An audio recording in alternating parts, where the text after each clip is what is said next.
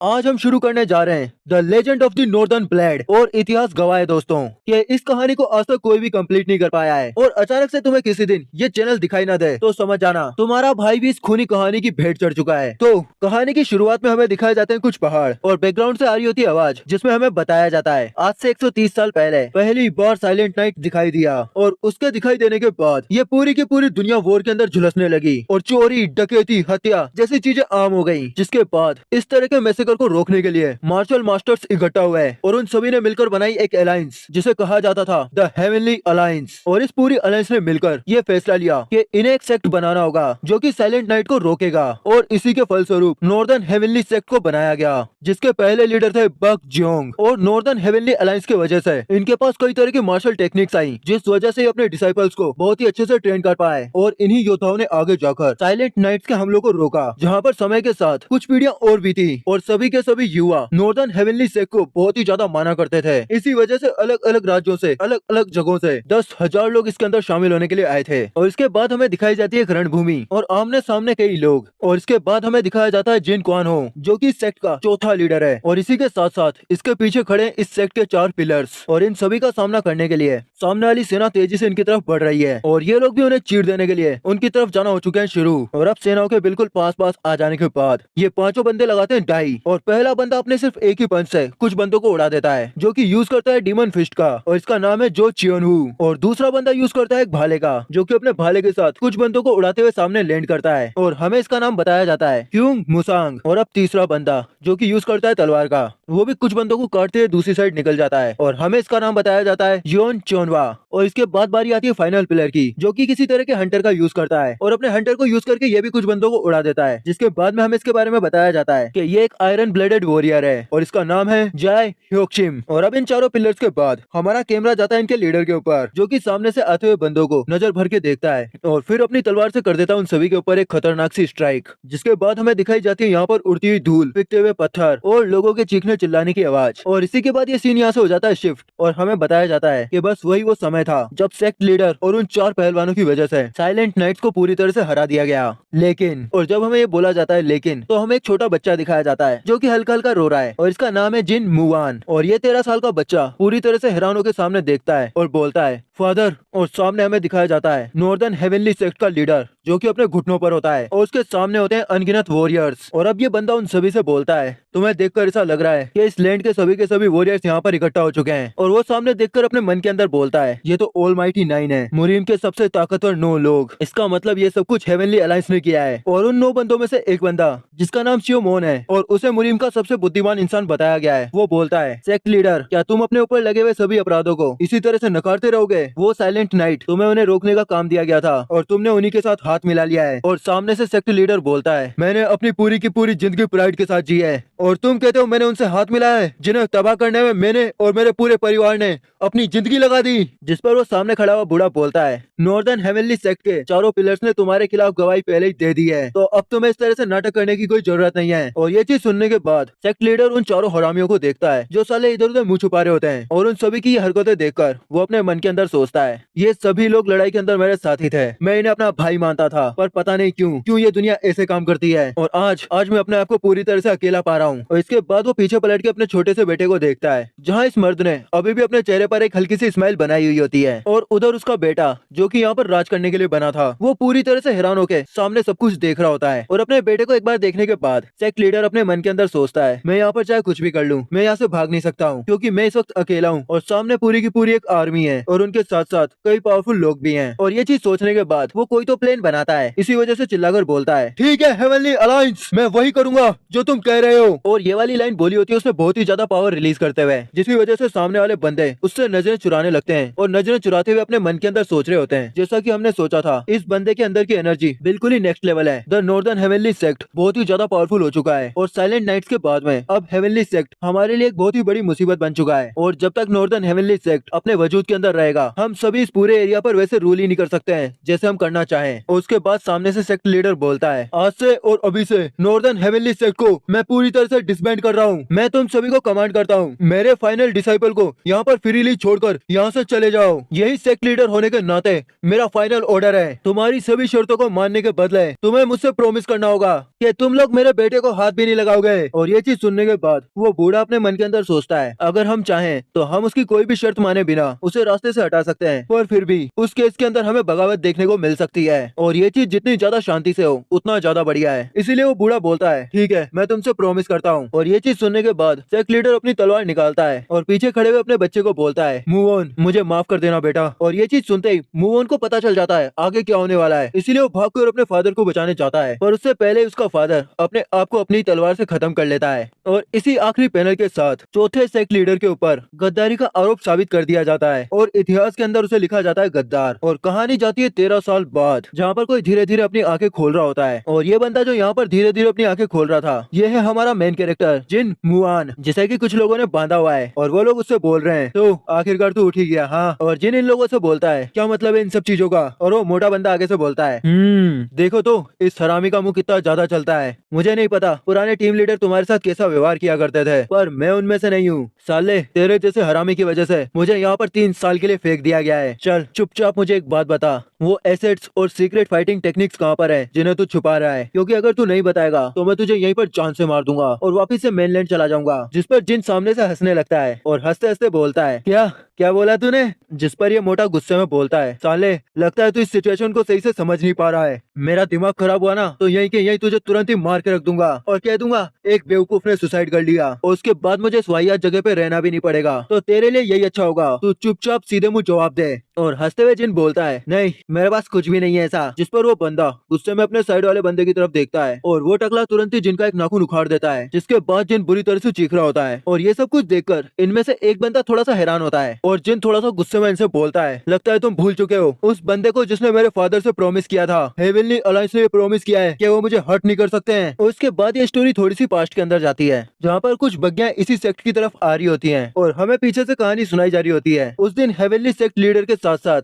ये सेक्ट भी पूरी तरह से खत्म हो गया और ये सेक्ट जिनसे लड़ने के लिए बना था साइलेंट नाइट्स, वो भी पूरी तरह से खत्म हो गए। पर फिर भी नॉर्दर्न हेवनली अलायंस का ये मानना था कि वो लोग वापस आ सकते हैं, और क्योंकि सेक्ट लीडर गद्दार था तो वो लोग नॉर्दर्न हेवनली सेक्ट के अंदर ही आएंगे। और इसी तरह की कुछ फालतू करंट्स बता के हेवनली नॉर्दर्न अलायंस ने अपने बंदे सेक्ट के अंदर भेजना शुरू कर दिया, जो कि कुछ सालों तक यहाँ पर ड्यूटी देते थे और फिर बदल जाते थे, फिर नए बंदे ड्यूटी देते थे, फिर वो बदल जाते थे। और हालांकि उन्होंने दिखाने के लिए ये बोला था, पर उनका असल मकसद ये था कि सेक्ट लीडर का बेटा जिन मुआन कहीं किसी तरह की मार्शल आर्ट टेक्निक ना सीख जाए, इसीलिए इन सभी सैनिकों को यहाँ पर भेजा जाता था ताकि वो सभी के सभी जिन मुआन पर कड़ी नजरें बनाए रखें कि वो मार्शल आर्ट सीखने की या फिर रिवेंज लेने की कोई भी कोशिश ना करे। और इधर प्रेजेंट के अंदर जो नए बंदे उस पर नजर रखने आए हैं वो वही मोटा और उसके साथी हैं जो हमें थोड़ी देर पहले दिखाए गए थे। और अब ये सभी के सभी लोग इसी सेक्ट के अंदर चारों तरफ घूम रहे होते हैं और घूमते घूमते मोटे को दिखाई देता है दूर खड़ा हुआ हमारा जिन मुआन, जो कि नॉर्दर्न हेवनली सेक्ट लीडर का बेटा होने के साथ साथ उसका डिसाइपल भी है। और अब जिन मुआन की एज हो चुकी है 16 साल। और अब इधर नया लीडर और पुराना लीडर हमें इन दोनों को बात करते हुए दिखाया जाता है, जहाँ पर पुराना लीडर बोल रहा होता है, ये लड़का यहाँ पर किसी भी तरह की फाइटिंग टेक्निक को नहीं सीख रहा है क्योंकि इसे हम सीखने ही नहीं देते हैं, पर उसकी जगह पर ये पागलों की तरह बस किताबें पढ़ता रहता है। और वैसे तो इस जगह के ज्यादातर एसेट्स और फाइटिंग टेक्निक्स को नॉर्दर्न हेवनली अलायंस और 4 पिलर्स के द्वारा जब्त कर लिया गया। और जब सेक्ट लीडर का बेटा पूरी तरह से अपने सेंसेस के अंदर वापस से आया तो उसने कुछ और करने के बजाय ब्लैकस्मिथ को चुना और अब वो बस बैठकर तलवारें बनाता रहता है। जो चीज सुनकर ये नया वाला कैप्टन जिसका नाम जांग है वो अपने मन के अंदर सोचता है, नॉर्दर्न हेवनली सेक्ट के लीडर का बेटा, ये कितनी फनी बात है कि वो ब्लैकस्मिथिंग का काम कर रहा है और वो करके अपना पेट पाल रहा है। हाँ, अगर उसे फाइटिंग करनी आती ही नहीं है तो ये बिल्कुल वेस्ट ऑफ द टाइम है कि हम यहाँ पर बैठ के 3 साल तक उसके ऊपर नजर बना के रखें। और यही हमें वो बंदा भी दिखाया जाता है जिसे वो सब कुछ देखकर थोड़ा सा बुरा लगा था। और इन सभी को यहाँ पर हमारा जिन देखता है और देख के तुरंत ही अपना मुंह फेर लेता है, जिसके बाद वो यहाँ से जाता जाता अपने मन के अंदर सोच रहा होता है, तो ये वो नए लोग हैं जो आज से मुझ पर नजर रखेंगे। अब क्योंकि ये नए नए आए हैं तो ये भी मेरे लिए स्टार्टिंग में परेशानी खड़ी करेंगे। और ये चीज बोलकर वो किसी तरह की लाइब्रेरी के अंदर चल रहा होता है, जहाँ पर चलते चलते वो आगे बोलता है, इस जगह पर कभी 10,000 से भी ज्यादा किताबें रखी होती थी, जिनमें से ज्यादातर थी अलग अलग तरह की फाइटिंग टेक्निक्स। और उन सभी को चुरा कर वो चारों बंदे यहाँ से ले गए और यहाँ पर हमें वो चारों की चारों चारों पिलर्स दिखाए भी जाते हैं, जो कि किस तरह की किताबें यहाँ से चुरा कर ले गए हैं और बाद में जाकर किस तरह के उन्होंने सेक्ट बनाए उसके बारे में थोड़ा थोड़ा लिखा हुआ है, पर फिलहाल वो जरूरी नहीं है तो हम स्किप कर रहे हैं। आगे जाके मैं तुम्हें सब एक एक करके बता दूंगा। और इधर एक खिड़की पर बैठ के जिन मुआन सोचता है हमारे सेक्ट के अंदर आने वाले ज्यादातर डिसाइपल्स अब उन चारों के अंडर काम कर रहे हैं और वो चारों यहाँ से उठकर मेनलैंड के अंदर जा चुके हैं, जहाँ पर वो सभी के सभी अपने अपने हिसाब से अपनी अपनी पावर्स को बढ़ा रहे हैं। और मैं वो हूँ जिसे यहाँ पर अबेंडेंट कर दिया गया है। और अब उसे दिखाई देता है उसका फादर, जिसे वो हिला रहा होता है और हिलाते हुए बोलता है, फादर उठो उठो फादर उठो, आप नॉर्दर्न हेवनली सेक्ट के लीडर हो, आप इस तरह से हार नहीं मान सकते हो, आपको उठना होगा। और जैसे उसका फादर पलटता है उसकी बहुत ज्यादा बुरी हालत होती है, उसकी आंखें तक उसकी जगह पे नहीं होती हैं और ये चीज देखकर वो एकदम से डर के पीछे हटता है और उसे दिखने लगते हैं सामने वो 9 के 9 वॉरियर्स जिन्होंने उसके फादर को मरवाया और वो 4 पिलर्स जिन्होंने उसके फादर को धोखा दिया। और इन सभी को देखने के बाद वो अचानक से डर के उठ जाता है और उठकर बुरी तरह से हाँफ रहा होता है। पर इसी फ्रेम के अंदर हमें ये चीज बता दी गई है कि आखिरकार इसे बदला किन जनों से लेना है और टेक्निकली वो सभी के सभी लोग टोटल 13 हैं, जिनका शायद आगे जाकर जिन गच्चो गच्चो करने वाला है। और अब वो उठने के बाद कुछ खाता है, फिर अपने सेक्ट के अंदर चारों तरफ टहल रहा होता है। टहलते टहलते कभी इधर घूमता है कभी उधर घूमता है और फिर अपनी भट्टी के पास जाकर ब्लैक स्मिथिंग का काम करना शुरू कर देता है। और यही करते करते हो जाती है शाम और शाम को वो किसी जगह पर बैठकर हताश होते हुए बोलता है, यही हूँ मैं जिन मुआन, जिसकी लाइफ को कोई मतलब नहीं है और वो एक पूरा का पूरा पथेटिक है। पर मैं यहाँ पर अपनी कमजोरी को रिकन्फर्म करने के लिए नहीं बैठता हूँ, मैं हमेशा खुद को मोटिवेट करता हूँ, क्योंकि अगर मैंने अपनी जिंदगी को इसी तरह से खराब कर दिया तो मेरे फादर जिन्होंने मुझे बचाने के लिए अपनी जान दे दी थी उनकी वो कुर्बानी पूरी तरह से जाया चली जाएगी। और जब वो ये बातें सोच रहा होता है तभी उसे कुछ लोग पीछे से चुपके देख रहे होते हैं और इसके बाद सीन आ जाता है वापस से उसी प्रेजेंट में, जहाँ पर ये लोग इसका नाखून नुखून उखाड़ रहे होते हैं। और वो अलायंस वाली बात बोलने के बाद जिन मुआन इन लोगों से बोलता है, तुम लोग मुझे इस तरह से ट्रीट नहीं कर सकते हो और तुम्हें क्या लगता है जो फाइटिंग टेक्निक्स और जो एसेट्स तुम मेरे से मांग रहे हो वो हेवनली अलायंस ने यहाँ पीछे मेरे पास छोड़े होंगे। एक काम करो,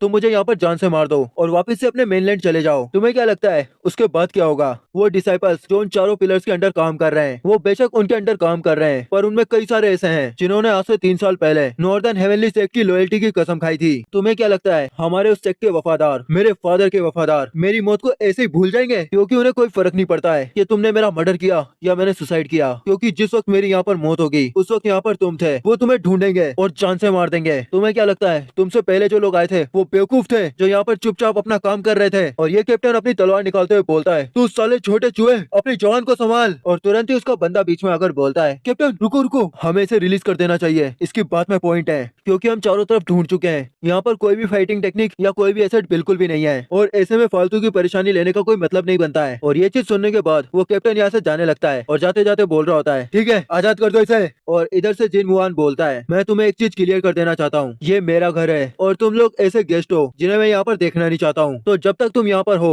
ये ध्यान रखो कि तुम क्या कर रहे हो और कैसे कर रहे हो, क्योंकि अगली बार मैं इस चीज को ऐसे नहीं जाने देने वाला हूँ। और वो कैप्टन में यहाँ पर छोटी मोटी धमकी देते हुए यहाँ से चला जाता है और ये बंदा हमारे जिन को खोल देता है, जिसके बाद जिन अपने घायल हाथ को पकड़ के खड़ा होता है और ये बंदा उसे अपनी जेब से निकाल कर देता है बैंडेज और देते हुए बोल रहा होता है, इन सब चीजों के लिए हमें माफ कर देना, तुम्हारे हाथ से खून निकल रहा है, लो इसे लगा लो ताकि ब्लीडिंग रुक सके। और ये बोलकर वो पट्टी देके ये बंदा यहाँ से चला जाता है बाहर और पीछे अपने मुंह को भींच के आंसू बहाते हुए जिन आ जाता है अपने घुटनों के ऊपर और अपने घुटनों के ऊपर आकर अपने मन में बोलता है, नॉर्दर्न हेवनली सेक्ट के लॉयल वॉरियर्स, हाँ माय फुट। अगर वो इतने ही लॉयल होते तो वो एक बार यहाँ पर आकर देखते कि मेरी क्या हालत है, सेक्ट की क्या हालत है, पर नहीं, उन्होंने ऐसा कुछ भी नहीं किया। बस यही अंत है, किसी को परवाह नहीं है, मैं जीता हूँ मर जाता हूँ, मुझे किडनैप किया जाता है या फिर जिंदा जला दिया जाता है, और सच बताऊं तो वो प्रार्थना करते होंगे मेरी मौत की। और इसी तरह से सबको कोसते हुए जिन यहाँ पर अपने घुटनों पर बैठा होता है और देखते ही देखते रात से हो जाती है सुबह और जिन अपना वो रोज वाला रूटीन कर रहा होता है जहाँ पर वो चारों तरफ घूम रहा होता है और घूमते घूमते सोचता है नॉर्दर्न हेवनली सेक्ट को पूरी तरह से लूट लिया गया है। और ये बोलते बोलते वो ऊपर कहीं पे चढ़ रहा होता है और थोड़ी सी शाम होते ही वो इस जगह की सबसे ऊंची बिल्डिंग के ऊपर बिल्कुल टॉप पे जाकर बैठ जाता है और बैठे बैठे बोल रहा होता है, सब कुछ लूट लिया गया पर यहाँ का सबसे पावरफुल वेपन वो आज भी यहीं पर है, नॉर्दर्न हेवनली सेक्ट का सबसे बड़ा सीक्रेट जो कि उन चारों पिलर्स तक को नहीं पता था, नॉर्दर्न हेवनली सेक्ट की आखिरी बची हुई पावरफुल टेक्निक। और हमें दिखाई जाती है सामने वो टेक्निक जो कि बहुत ही ज्यादा क्रेजी होती है, इसलिए नहीं कि वो बहुत ही ज्यादा पावरफुल है बल्कि इसलिए क्योंकि वो संस्कृत, हिंदी, पंजाबी और मराठी को मिलाकर लिखी गई है और हो सकता है 1-2 लैंग्वेजेस और डाली गई हो, पर जितनी मैं पहचान सका मैंने उतनी पहचान ली। और ऐसा नहीं है कि ये टेक्निक किसी तरह के कागज या पत्थर पे लिखी हुई है, बल्कि ये पूरा का पूरा सेक्ट ही वो कोरा कागज है जिसके ऊपर ये टेक्निक लिखी गई है। और इस जगह से बैठ के जिन पूरे के पूरे सेक्ट को देख रहा होता है, जिसी वजह से वो पूरे के पूरे सेक्ट और टेक्निक दोनों को एक ही बार में देख सकता है। और इस पूरी की पूरी टेक्निक को पढ़ने का तरीका है, सूरज के एक फिक्स जगह पर आने के बाद दीवारों पर लिखी हुई लिखावट में से कुछ कुछ हिस्सा जमीन पर लिखी हुई लिखावट से कुछ कुछ मैच करता है, जिसके बाद एक फिक्स टाइम पे इसे पढ़ा जा सकता है। और ये टेक्निक और तरीका नॉर्दर्न हेवनली लीडर्स को समय के साथ पास डाउन किया जाता है। और जब मैं बहुत ही छोटा था तब मेरे फादर मुझे यहाँ पर लेकर आए थे और लाकर उन्होंने मुझे बताया था ये हजारों शब्द जो हमारी दीवारों पर लिखे हुए हैं ये बाकियों के लिए तो पूरी तरह से मीनिंगलेस हो सकते हैं, पर मेरे फादर के लिए, मेरे लिए ये हमारी विरासत है। सभी के सभी सैनिक यही सोचते होंगे कि मैं बस जैसे तैसे अपना टाइम बिता रहा हूँ और इधर उधर टाइम पास कर रहा हूँ। हाँ, मैं चाहता भी यही हूँ कि वो यही सोचें, क्योंकि ये 10,000 स्पिरिट टेक्निक जो कि मेरे पूर्वजों ने मेरे लिए छोड़ी है, मुझे अभी से सीखने और याद करने में अभी और लंबा समय लगने वाला है। और उस टेक्निक के साथ साथ यहाँ पर मेरे पूर्वजों की विजडम भी है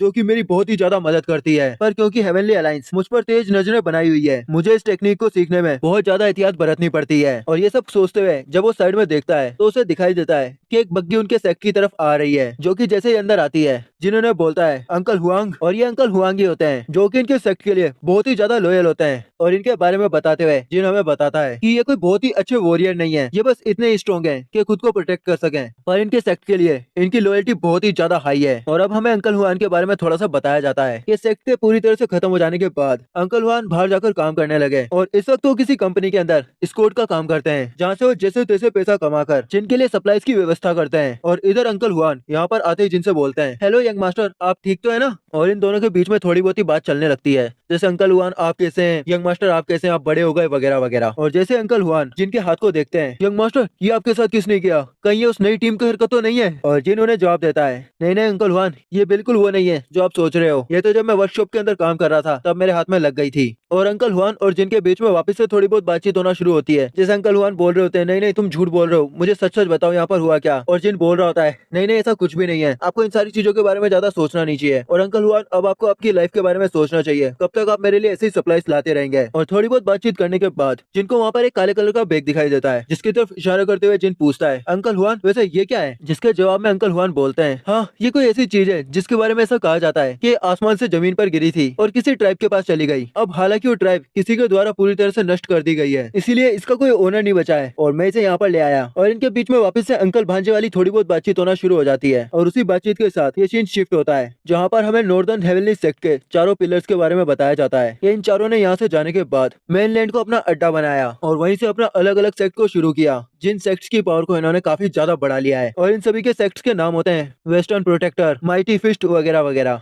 जो कि जरूरत पड़ने पे मैं तुम्हें सब बता दूंगा। पर मोटी मोटी बात यह है कि उन सभी ने अपना अपना सेक्ट किस किस जगह पर खोला है, इसके बारे में अंकल हुआन ने हमारे जिनको सब बता दिया है, जैसे कहाँ पर वो सेक्ट खुले हैं और इन सेक्ट्स का नाम क्या है। और अंकल हुआन आगे उससे बोलते हैं वैसे आपका ब्लैक स्मिथिंग का काम कैसा चल रहा है, मैं आपके लिए खूब सारा लोया भी लेकर आया हूँ, वो आपके रॉ मटेरियल के लिए काम आ जाएगा। और जिन उन्हें बोलता है वो काम तो बहुत बढ़िया चल रहा है, एक बार आप अंदर चलिए मैं आपको अच्छे से दिखाता हूँ। और ये बोलकर ये लोग यहाँ से सभी के सभी सामान अंदर की तरफ ले जाने लगते हैं, जिनको वही बंदा देख रहा होता है जिसने की जिनको उस कैप्टन से बचाया था। और यहाँ पर छुपके हुए इनकी बात सुनते हुए अपने मन के अंदर बोलता है वो लड़का बिल्कुल भी कुछ नहीं करता है, सारा दिन बस ब्लैक स्मिथिंग का काम करता है, इधर उधर टहलता है और शाम को जाकर छत पे बैठ जाता है। सच बताऊं तो लड़का बिल्कुल भी कुछ नहीं है, पर अगर वो लड़का अपनी पुश्तैनी टेक्निक्स को सीख जाए तो वो इस जनरेशन का सबसे स्ट्रॉन्गेस्ट वॉरियर बन सकता है। और उसके बाद इसे आसमान में दिखाई देता है एक चील, जिसका मतलब है इनके पास कोई लेटर आया है। और उस लेटर को लेके ये सीधा जाता है अपने कैप्टन के पास, जो कि चिल्लाते हुए बोल रहा होता है हाँ उन सालों ने एक बार भी हमारे साथ कॉन्टेक्ट नहीं किया कि हम यहाँ पर कैसे हैं या क्या कर रहे हैं, और अब वो हमें बोल रहे हैं कि हमें यहाँ पर किसी तरह के गेस्ट का वेलकम करना होगा। हाँ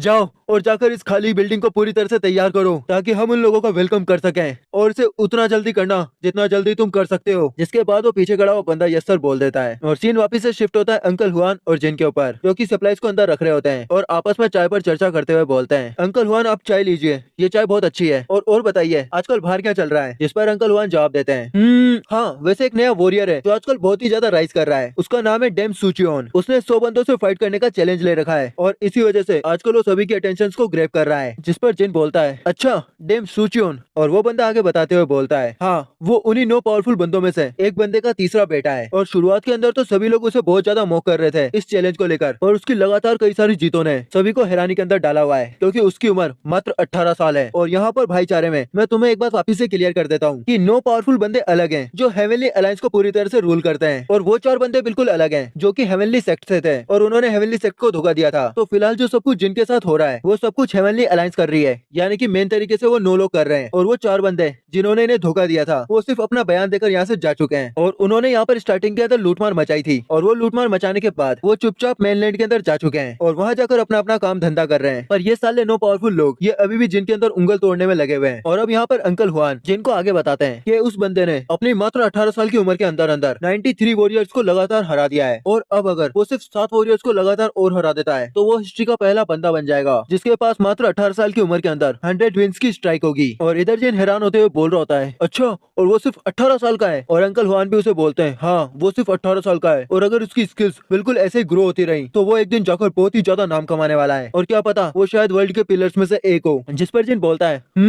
ये तो बहुत ही ज्यादा इम्प्रेसिव है, तो और बताइए ना और भी कुछ हुआ है क्या दुनिया में। जिसके बाद अंकल हुआन थोड़ी बहुत देर और सोचता है और इन दोनों के बीच में कुछ और बातें होती होंगी पर वो हमें नहीं दिखाई जाती हैं और हमें दिखाया जाता है थोड़ी देर बाद का सीन जहाँ पर अंकल हुआन वहाँ से वापस जा रहे होते हैं और जिन उनसे बोल रहा होता है अंकल हुआन आप इतनी जल्दी जा रहे हैं एक आध दिन तो रुक के यहाँ पर जाइए। और अंकल हुआन बोलते हैं नहीं नहीं बेटा मुझे बहुत ही ज्यादा जल्दी है मुझे अभी जाना होगा पर मैं तुमसे वादा करता हूँ मैं वापस जरूर आऊंगा और अगली बार मैं फिर से तुम्हारे लिए सप्लाईज ले आऊंगा। और ये बोलने के बाद ये लोग चले जाते हैं बाहर की तरफ जहाँ पर अंकल हुआन यहाँ से वापस चले जाते हैं और जिन उन्हें पीछे खड़े होकर बाय बोल रहा होता है तभी वो बंदा जो कि जिनको देखता रहता है वो यहाँ पर आकर बोलता है ओह यंग मास्टर जिन आप यहाँ पर है मैं आप ही को ढूंढ रहा था। वो हेवनली अलायंस से यहाँ पर कुछ गेस्ट आने वाले हैं तो इसीलिए क्या हम थोड़ी बहुत रिपेयरमेंट करवा लें। और जिन उसे बोलता है हाँ हाँ तुम्हें जो करना है वो करो क्योंकि ये जगह वैसे भी छोड़ दी गई है और प्लीज मुझे यहाँ से जाने दो। जो बोलकर जिन यहाँ से चला जाता है और थोड़ी बहुत देर बर्फ में घूमने के बाद वो वापस से अपने कमरे के अंदर आता है जहाँ पर आते ही वो महसूस करता है कि यहाँ पर कोई तो आया है क्योंकि वहाँ पर बर्फ के निशान है। और अब जब जिन इधर उधर देखता है तो तुरंत ही कोई उसके पीछे से आकर उसके गले पे चक्कू लगा देता है और लगाकर बोलता है कौन हो तुम। जो सुनकर जिन बोलता है एक लड़की की आवाज और उसे जवाब देते हुए बोलता है किस तरह का सवाल है ये अब क्या जवाब दूं मैं इसका। और पीछे से वो लड़की बोलती है मैंने जो पूछा उसका जवाब दो मुझे चुपचाप। और जिन बोलता है ठीक है मैं इस जगह का ओनर हूँ। और वो लड़की पीछे से बोलती है ओनर इसका मतलब तुम नॉर्दर्न हेवनली लीडर के बेटे हो है ना। और जिन भी उसकी बात पर हाँ भरते हुए बोलता है हाँ मैं उन्हीं का बेटा हूँ पर तुम कौन हो। और वो जैसे ही अपने बारे में बताने लगती है वो बताते बताते नीचे जमीन पर गिर जाती है और ये चीज देखकर होता है जिन बहुत ही ज्यादा हैरान। और वो जैसे ही पीछे पलटता है तो वो लड़की कुछ ज्यादा घायल होती है और दर्द में कह कहाते हुए नीचे जमीन पर पड़ी होती है। और एकदम से यहाँ पर ये सब कुछ होता देख जिन बहुत ही ज्यादा डर जाता है और बोल रहा होता है यहाँ पर चल क्या रहा है ये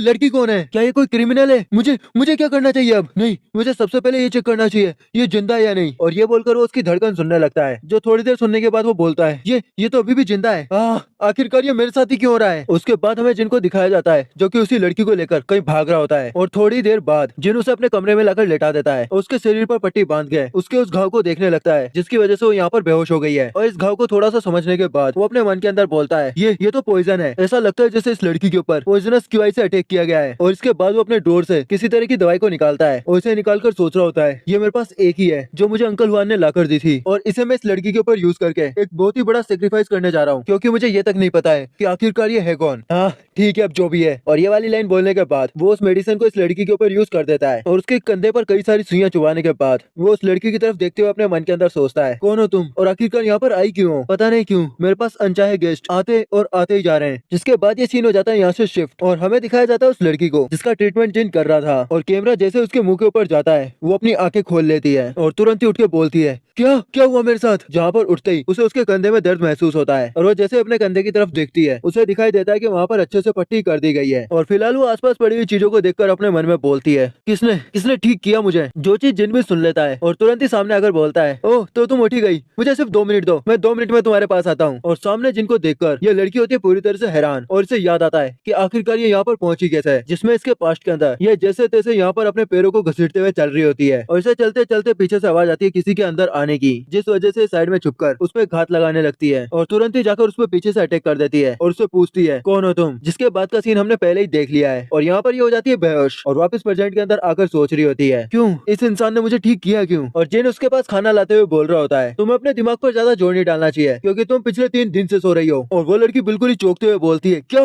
मुझे यहाँ पर सोते हुए 3 दिन हो चुके हैं और तुम्हारे जैसे किसी बंदे ने मुझे हिल किया क्यों। जिसके जवाब में जिन कुछ नहीं बोल पाता है और थोड़ी देर सोचने के बाद बोलता है पता नहीं हो सकता है तुम कोई ऐसे इंसान हो जिसे यहाँ पर मुझे मारने के लिए भेजा गया हो या फिर कोई ऐसी इंसान जो बस रास्ते से से जा रही है और किसी तरह से यहाँ पर पहुँच गई। तुम चाहे जो भी हो, पर फिर भी मैं ऐसे ही किसी को अपने सामने मरते तो नहीं देख सकता ना। और आखिरी बात, मैं अब अपने घर के अंदर किसी और को मरते हुए नहीं देखना चाहता। और वो लड़की सामने से सोचते हुए बोलती है, मुझे इसके अंदर से कोई भी क्यूआई महसूस नहीं हो रही है। क्या इसने ये सब कुछ सिर्फ अच्छाई के लिए किया? और वहाँ से जाता जाता जिन बोलता है, ठीक है, जब तुम उठ ही चुकी हो तो चुपचाप अपना खाना खुद खा लो, क्योंकि पिछले 3 दिन से तुम्हें खाना मैं खिला रहा हूँ। जो सुनकर उस लड़की का रिएक्शन बिल्कुल ही हैरान हो जाते हैं और वो बोलती है, क्या? पर 2 सेकंड बाद वो बोलती है, हाँ ठीक है, मैं यहाँ पर तब तक रुकने वाली हूँ जब तक मैं पूरी तरह से हील नहीं हो जाती हूँ। और जिन पलटकर उससे बोलता है, अच्छा, और तुमने ये सब कुछ अपने हिसाब से ही सोच लिया? तुम्हें नहीं लगता ये मेरा घर है? तो एक बार तुम्हें मुझसे पूछना चाहिए। और वो लड़की मुंह बनाकर बस बैठी रहती है, जिस पर जिन बोलता है, ठीक है, पहले मुझे ये बताओ तुम्हारा नाम क्या है? और वो लड़की आगे से चिढ़कर बोलती है, तुम्हें क्यों जानना है मेरा नाम क्या है? ये सुनकर जिनको आ जाता है गुस्सा और वो गुस्से में बोलता है, मैं वही इंसान हूँ जिसने यहाँ पर तुम्हारी जान बचाई है और उसी के साथ साथ 3 दिन तक तुम्हें खाना खिलाया है, और अब तुम यहाँ पर बिना पूछे मेरे घर पे रहने वाली हो। और ये सब कुछ करने के बाद भी क्या तुम मुझे अपना नाम भी नहीं बता सकती हो? और वो लड़की आगे से बोलती है,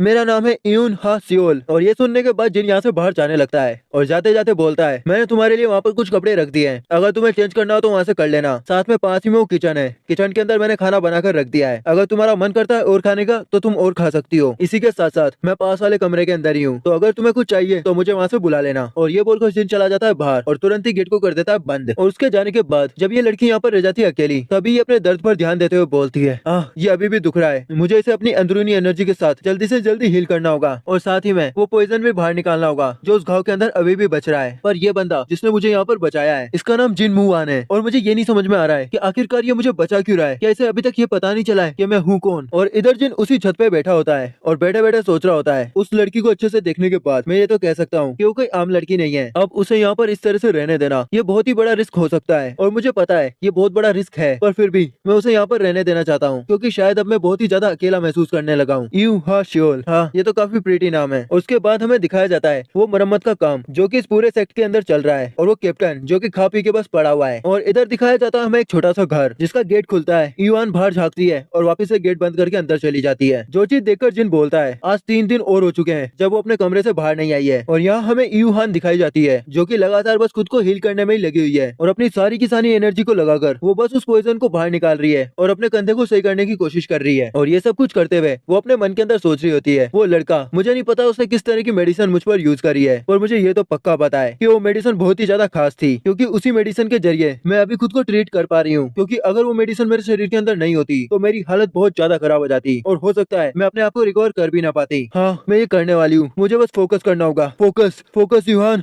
मुझे फोकस करना ही होगा। और ये बोलते हुए वो फोकस करके पूरे के पूरे पॉइजन को खींच के बाहर निकालने की कोशिश कर रही होती है। जहाँ पर ये कोशिश करते करते अचानक से शायद वो पॉइजन बैकफायर कर जाता है और यूहान के मुंह से निकलने लगता है लाल पानी और वो बेहोश होते होते बोल रही होती है, नहीं कुछ तो गड़बड़ हो गई है, लगता है मैं मरने वाली हूँ, मुझे चीजों को अच्छे से समझ लेना चाहिए था। और ये बोलकर वो जैसे ही गिर रही होती है, अचानक से छत से कोई बंदा अंदर आता है और आकर यूहान पर किसी तरह की कोई टेक्निक को यूज करता है और उस टेक्निक को यूज करते हुए बोल रहा होता है, प्लीज मिस आप इस तरह से हार नहीं मान सकती है, आपको वापस से होश में आना ही होगा, बस थोड़ा सा और यंग मिस, फिर आप सही हो जाने वाली है, जल्दी फोकस फोकस मिस फोकस, आप बस करने ही वाली है, ये होने ही वाला है, फोकस कीजिए। और इसके बाद वो सारा का सारा पॉइजन उसकी नसों से होते हुए उसके नाखूनों से बाहर गिर जाता है और वो बंदा भी राहत की सांस लेते हुए बोल रहा होता है, अच्छा हुआ जो मैं यहाँ पर समय पर आ गया, वरना यंग मिस यहाँ पर मारी जा सकती थी। और यंग मिस उसे देखकर बोलती है, सारियुंग तुम भी सर्वाइव कर चुके हो। और वो बंदा सारियुंग वो बोल रहा होता है, मुझे माफ कर दीजिए मिस यहाँ पर इतनी लेट आने के लिए, पर मुझे नहीं लगा था आप सर्वाइव करने के लिए ऐसी किसी जगह पर छुप जाएंगी। और उसके बाद में ये बंदा यहाँ पर यंग मिस से माफी मांगते हुए बोल रहा होता है, मुझे माफ कर दीजिए मिस, मैं आपको और मास्टर को दोनों को ही प्रोटेक्ट करने में फेल हो गया। और ये मिस आगे जवाब देती है, नहीं नहीं तुम्हें इस तरह से माफी मांगने की कोई जरूरत नहीं है, क्योंकि अगर तुम नहीं होते तो आज मैं मारी जाती। और हमें दिखाया जाता है हल्का सा पास्ट जहाँ पर किसी तरह के दरिंदे ने इन लोगों के ऊपर अटैक कर दिया होता है और ये बंदा यंग मिस को लेकर जैसे तैसे वहाँ से निकला होता है और शायद इस यंग मिस का फादर वहाँ पर रुक के उस मॉन्स्टर से फाइट कर रहा होता है। और उसके बाद ये बंदी बोलती है, तुम यहाँ पर मुझे बचाने क्यों आए, तुम मास्टर को बचाने क्यों नहीं गए। और वो बंदा आगे से बोलता है, हमारे मास्टर को ऐसे बंदे नहीं है जो इतनी आसानी से हार जाएं, वो जरूर सेफ होंगे, इसीलिए मैं आपको प्रोटेक्ट करने यहाँ पर आ गया। और मेरी फर्स्ट प्रायोरिटी यही है कि इस वक्त यंग मिस जल्दी से जल्दी रिकवर हो सके और रिकवरी के लिए नॉर्दर्न हेवनली सेक्ट के अंदर आना ये आपका एक बहुत ही बढ़िया फैसला था, क्योंकि वो हरामी कभी सोच भी नहीं सकते हैं कि आप ऐसी किसी जगह पे होंगी। इसीलिए मैं भी आपको यही सजेस्ट करूंगा कि आप यहीं पर रुकिए और जितनी जल्दी हो सके उतनी जल्दी अपने आप को रिकवर करने की कोशिश कीजिए। तब तक मैं कोशिश करता हूँ जल्दी से जल्दी हमारे मास्टर को ढूंढने की। और अब मैं यहाँ से चलता हूँ और जब भी मैं यहाँ पर आऊंगा हमारे मास्टर का ऑर्डर लेकर ही आऊंगा। ये बोलकर वो बंदा जाता है वहाँ से निकल और सीन शिफ्ट होता है जिन मुआन की भट्टी पर, जहाँ पर वो अपने हथौड़े चलाते हुए कुछ बनाने की कोशिश कर रहा होता है, जहाँ पर वो ये चीज महसूस करता है कि कोई ना कोई उसे देख रहा है और इसीलिए वो लगातार अपना काम करता रहता है और काम करते करते वो अपने दिमाग के अंदर सभी के सभी मंत्रों को रटे जा रहा होता है जो कि उसने अब तक सीखे हैं। और अब जैसे वो सामने देखता है कि कोई उस पर नजर नहीं रख रहा है, वो थोड़ी देर तक इधर उधर नजर घुमाता है और फिर अपनी आंखों को बंद करके ध्यान करता है, जिससे वो ये चीज पता कर सकता है कि उसके आसपास के रेडियस में कोई भी इंसान इस वक्त नहीं है। और अब उसे जैसे ये चीज पता चल जाती है कि कोई भी उस पर नजर नहीं रख रहा है, तो वो आंखें खोल के बोलता है यहाँ पर मेरे आसपास कोई भी नहीं है। जिसके बाद वो यहाँ से जाता अपने सभी के सभी हथियारों की तरफ और वहाँ से एक तलवार उठाते हुए अपने मन के अंदर बोल रहा होता है 10,000 शेडो टेक्निक्स की कई सारी मूव्स हैं। और उसके बाद वो अपने हाथ के अंदर तलवार को पकड़ के अपने मन के अंदर किसी एक मूव को याद करता है जो कि ज्यादा डिस्ट्रक्टिव भी ना हो और इस कमरे के अंदर यूज की जा सके। और फिर वो तुरंत ही सामने किसी तरह की मूव को परफॉर्म करता है जिसे कि वो बिल्कुल ही परफेक्टली परफॉर्म करता है। और ये चीज करने के बाद वो वापस से अपनी तलवार को रख देता है जगह पर और अपने कपड़े पहनकर वहाँ से वापस बाहर जाने लगता है। और हमें बैकग्राउंड के अंदर बताया जाता है कि जिन हुआन ऐसे अपनी प्रैक्टिस को करता है। और इधर बाहर गिरती हुई बर्फ के बाद हमें दिखाई जाती है यून हा जो कि खुले आसमान के नीचे खड़ी है और चारों तरफ नजरें घुमाते हुए बोलती है तो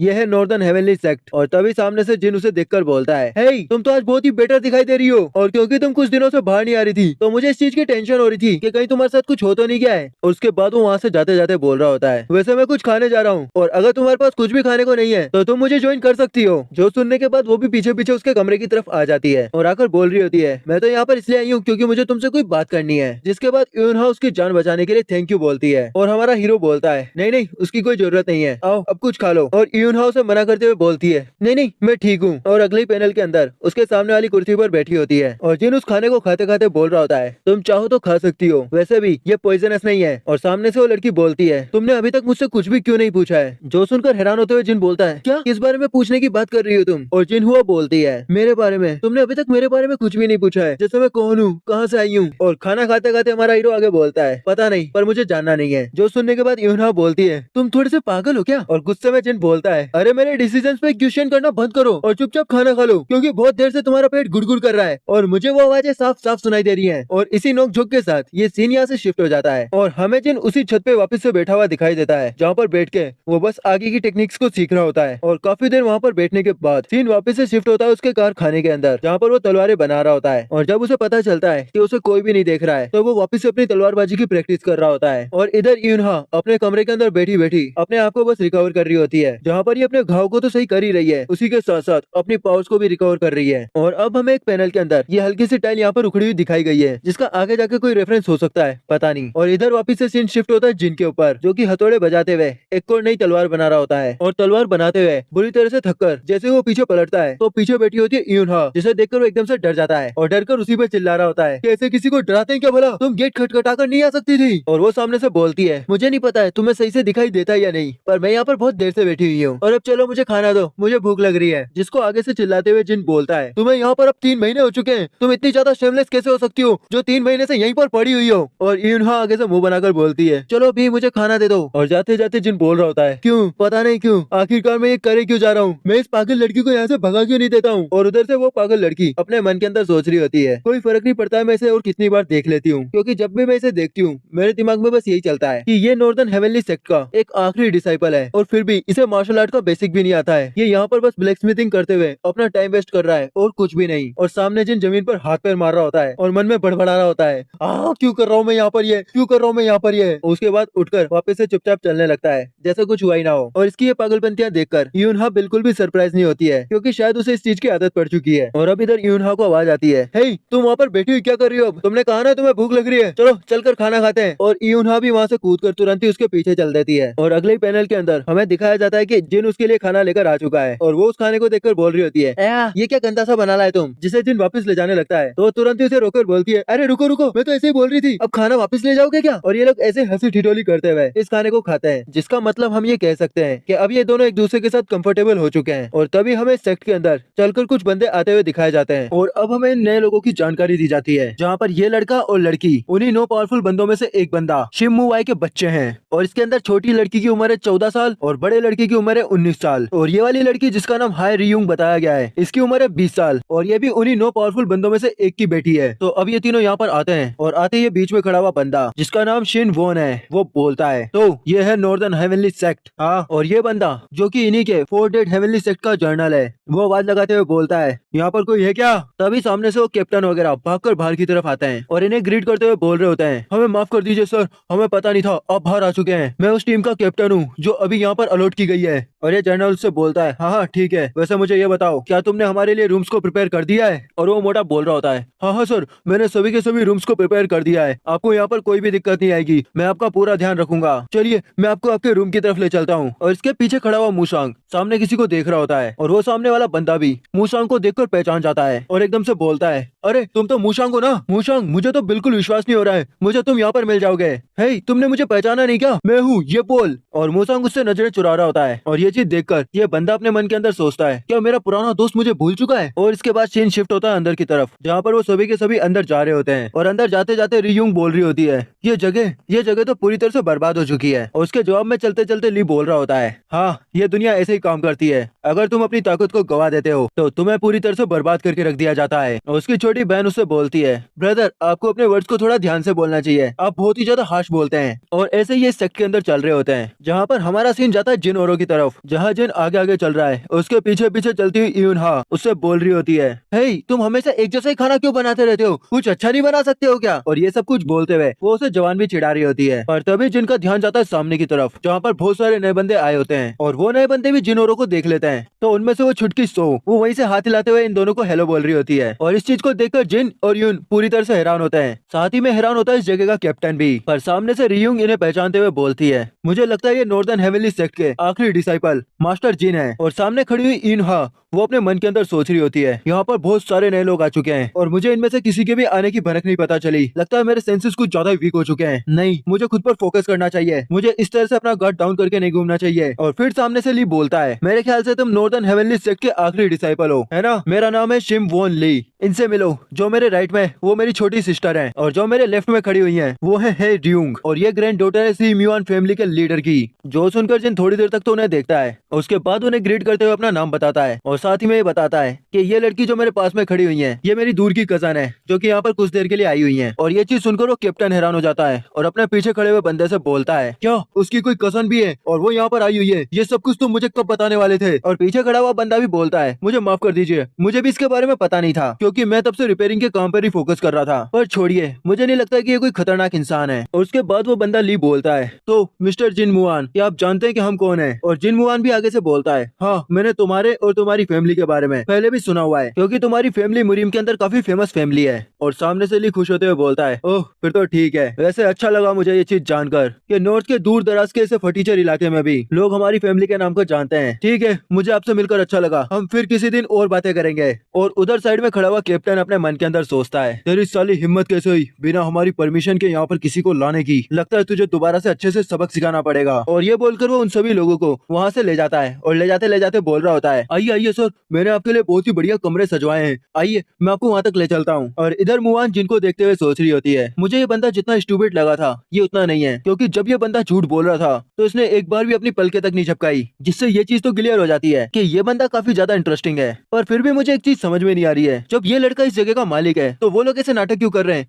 जैसे वो मालिक हो? और यहाँ पर आधी रात को वो बंदा अपने जनरल से बोलता है, जनरल मोक, मैं इस जगह को देखने के लिए यहाँ पर इतनी दूर इसलिए आया था क्योंकि मैंने नॉर्दर्न हेवनली सेक्ट की ग्लोरी के बारे में बहुत ज्यादा सुना था, पर अब मैं अपने आंखों के सामने देख पा रहा हूँ कि ये जगह उससे भी ज्यादा पैथेटिक है जितना इसके बारे में अफवाहें हैं। जो सुनकर वो जनरल चुपचाप खड़ा होता है और ली आके बोलता है, ये शांति जो हमें दिखाई जाती है ये हेवनली अलायंस के बूढ़ों के द्वारा बनाया गया एक भ्रम है। वो बस ये चाहते हैं कि सभी के सभी उनके अंगूठे के नीचे रहें, और वैसे तो ये चीज कर नहीं सकते हैं, पर अगर वो कर पाते हैं तो वो हमेशा जीना चाहते हैं ताकि जो सिस्टम उन्होंने बनाया है वो उस पर हमेशा राज कर सकें। और पीछे से वो जनरल इस बात पर जवाब देता है, मैं यून प्योंग, डेड हेवेंस के होने वाले मास्टर सर ली, आपको हमेशा सर्व करूंगा, फिर आप चाहे मुझे जो मर्जी ऑर्डर दें। और आगे से ली बोलता है, हाँ मुझे ऐसा लगता है मुझे अपनी फाउंडेशन यहीं पर बनानी चाहिए, पर ये सब कुछ करने से पहले मैं एक बार उस लड़के से दोबारा मिलना चाहता हूँ क्योंकि मुझे ऐसा लगता है कि शायद हमें यहाँ पर कुछ बढ़िया मिल सकता है। और इसके बाद हमें दिखाया जाता है जिन, जो कि अपनी तलवार पे हथौड़े मार रहा होता है और थोड़े बहुत हथौड़े बजाने के बाद उसे पीछे से आवाज आती है, लगता है तुम्हें इस काम के अंदर काफी अच्छी महारत मिल चुकी है।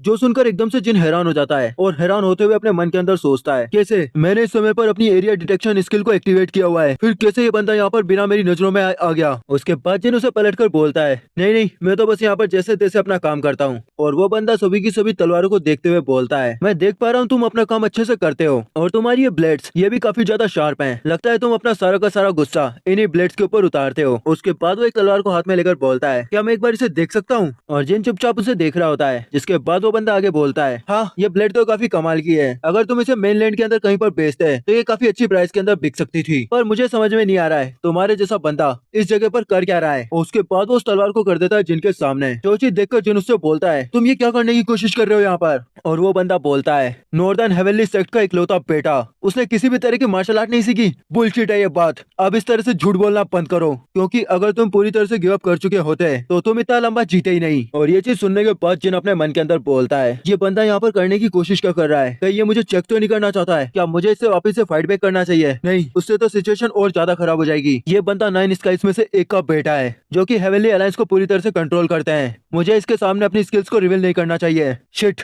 मुझे समझ में नहीं आ रहा है मैं करूँ तो करूँ क्या। और सामने से वो बंदा बोलता है ठीक है, अगर तुम जीना चाहते हो तो दिखाओ मुझे तुम क्या कर सकते हो। और ये बोलकर वो एक सीधी की सीधी स्ट्राइक कर देता है हमारे जिन के ऊपर। और जब वो स्ट्राइक जिन के पास जारी होती है तब जिन अपने दिमाग के अंदर सोचता है ये तो किलिंग इंटेंट है, वो ब्लफ नहीं कर रहा है, वो यहाँ पर मुझे जान से मार देगा। जिसके बाद वो अपने मुक्के को कसकर बंद करता है, अपने दांतों को भींचता है और जैसे ही अपनी आंखें खोलता है उनके अंदर से तेज रोशनी निकल रही होती है। और इन सारी चीजों को देखकर ली भी हैरान होता है। और इसी के साथ हमारा ये चैप्टर हो जाता है यहाँ पर खत्म। और वीडियो के स्टार्टिंग में हमें ली दिखाया जाता है जो कि जिन के ऊपर हमला करने के बाद बहुत ही ज्यादा हैरान है। और उसके हैरान होने का कारण हमें अब बताया जाता है, क्योंकि उसके सामने खड़ा हुआ जिन वो अपने मन के अंदर सोच रहा होता है अगर मैं इसे अवॉइड करूंगा तो यहाँ पर सभी को पता चल जाएगा कि मुझे मार्शल आर्ट आती है और मुझे मार्शल आर्ट सीखने की वजह से जान से मार दिया जाएगा। और अगर अवॉइड नहीं करूंगा तो ये अटैक सीधा मेरे ऊपर हुआ है तो मैं वैसे भी खत्म हो जाऊंगा। तो सबसे बढ़िया इस वक्त मेरे लिए यही होगा कि मैं अपने वाइटल पार्ट्स को इससे बचाऊं और इस अटैक को सीधा अपने ऊपर ले लूं। बस यही सोचने के बाद जिन उस अटैक को अपने ऊपर ले लेता है और इधर लिए अटैक करते हुए सोच रहा होता है मुझे अभी यहाँ पर बहुत ही अजीब सी क्यूआई महसूस हुई है। और तभी बाहर से भाग के कोई आ जाता है जिसे अगले पैनल के अंदर हमें दिखाया जाता है कि ये रियुंग है। और रियुंग यहाँ पर अपने बॉडीगार्ड के साथ आई होती है जिसे तुरंत ही ऑर्डर देती है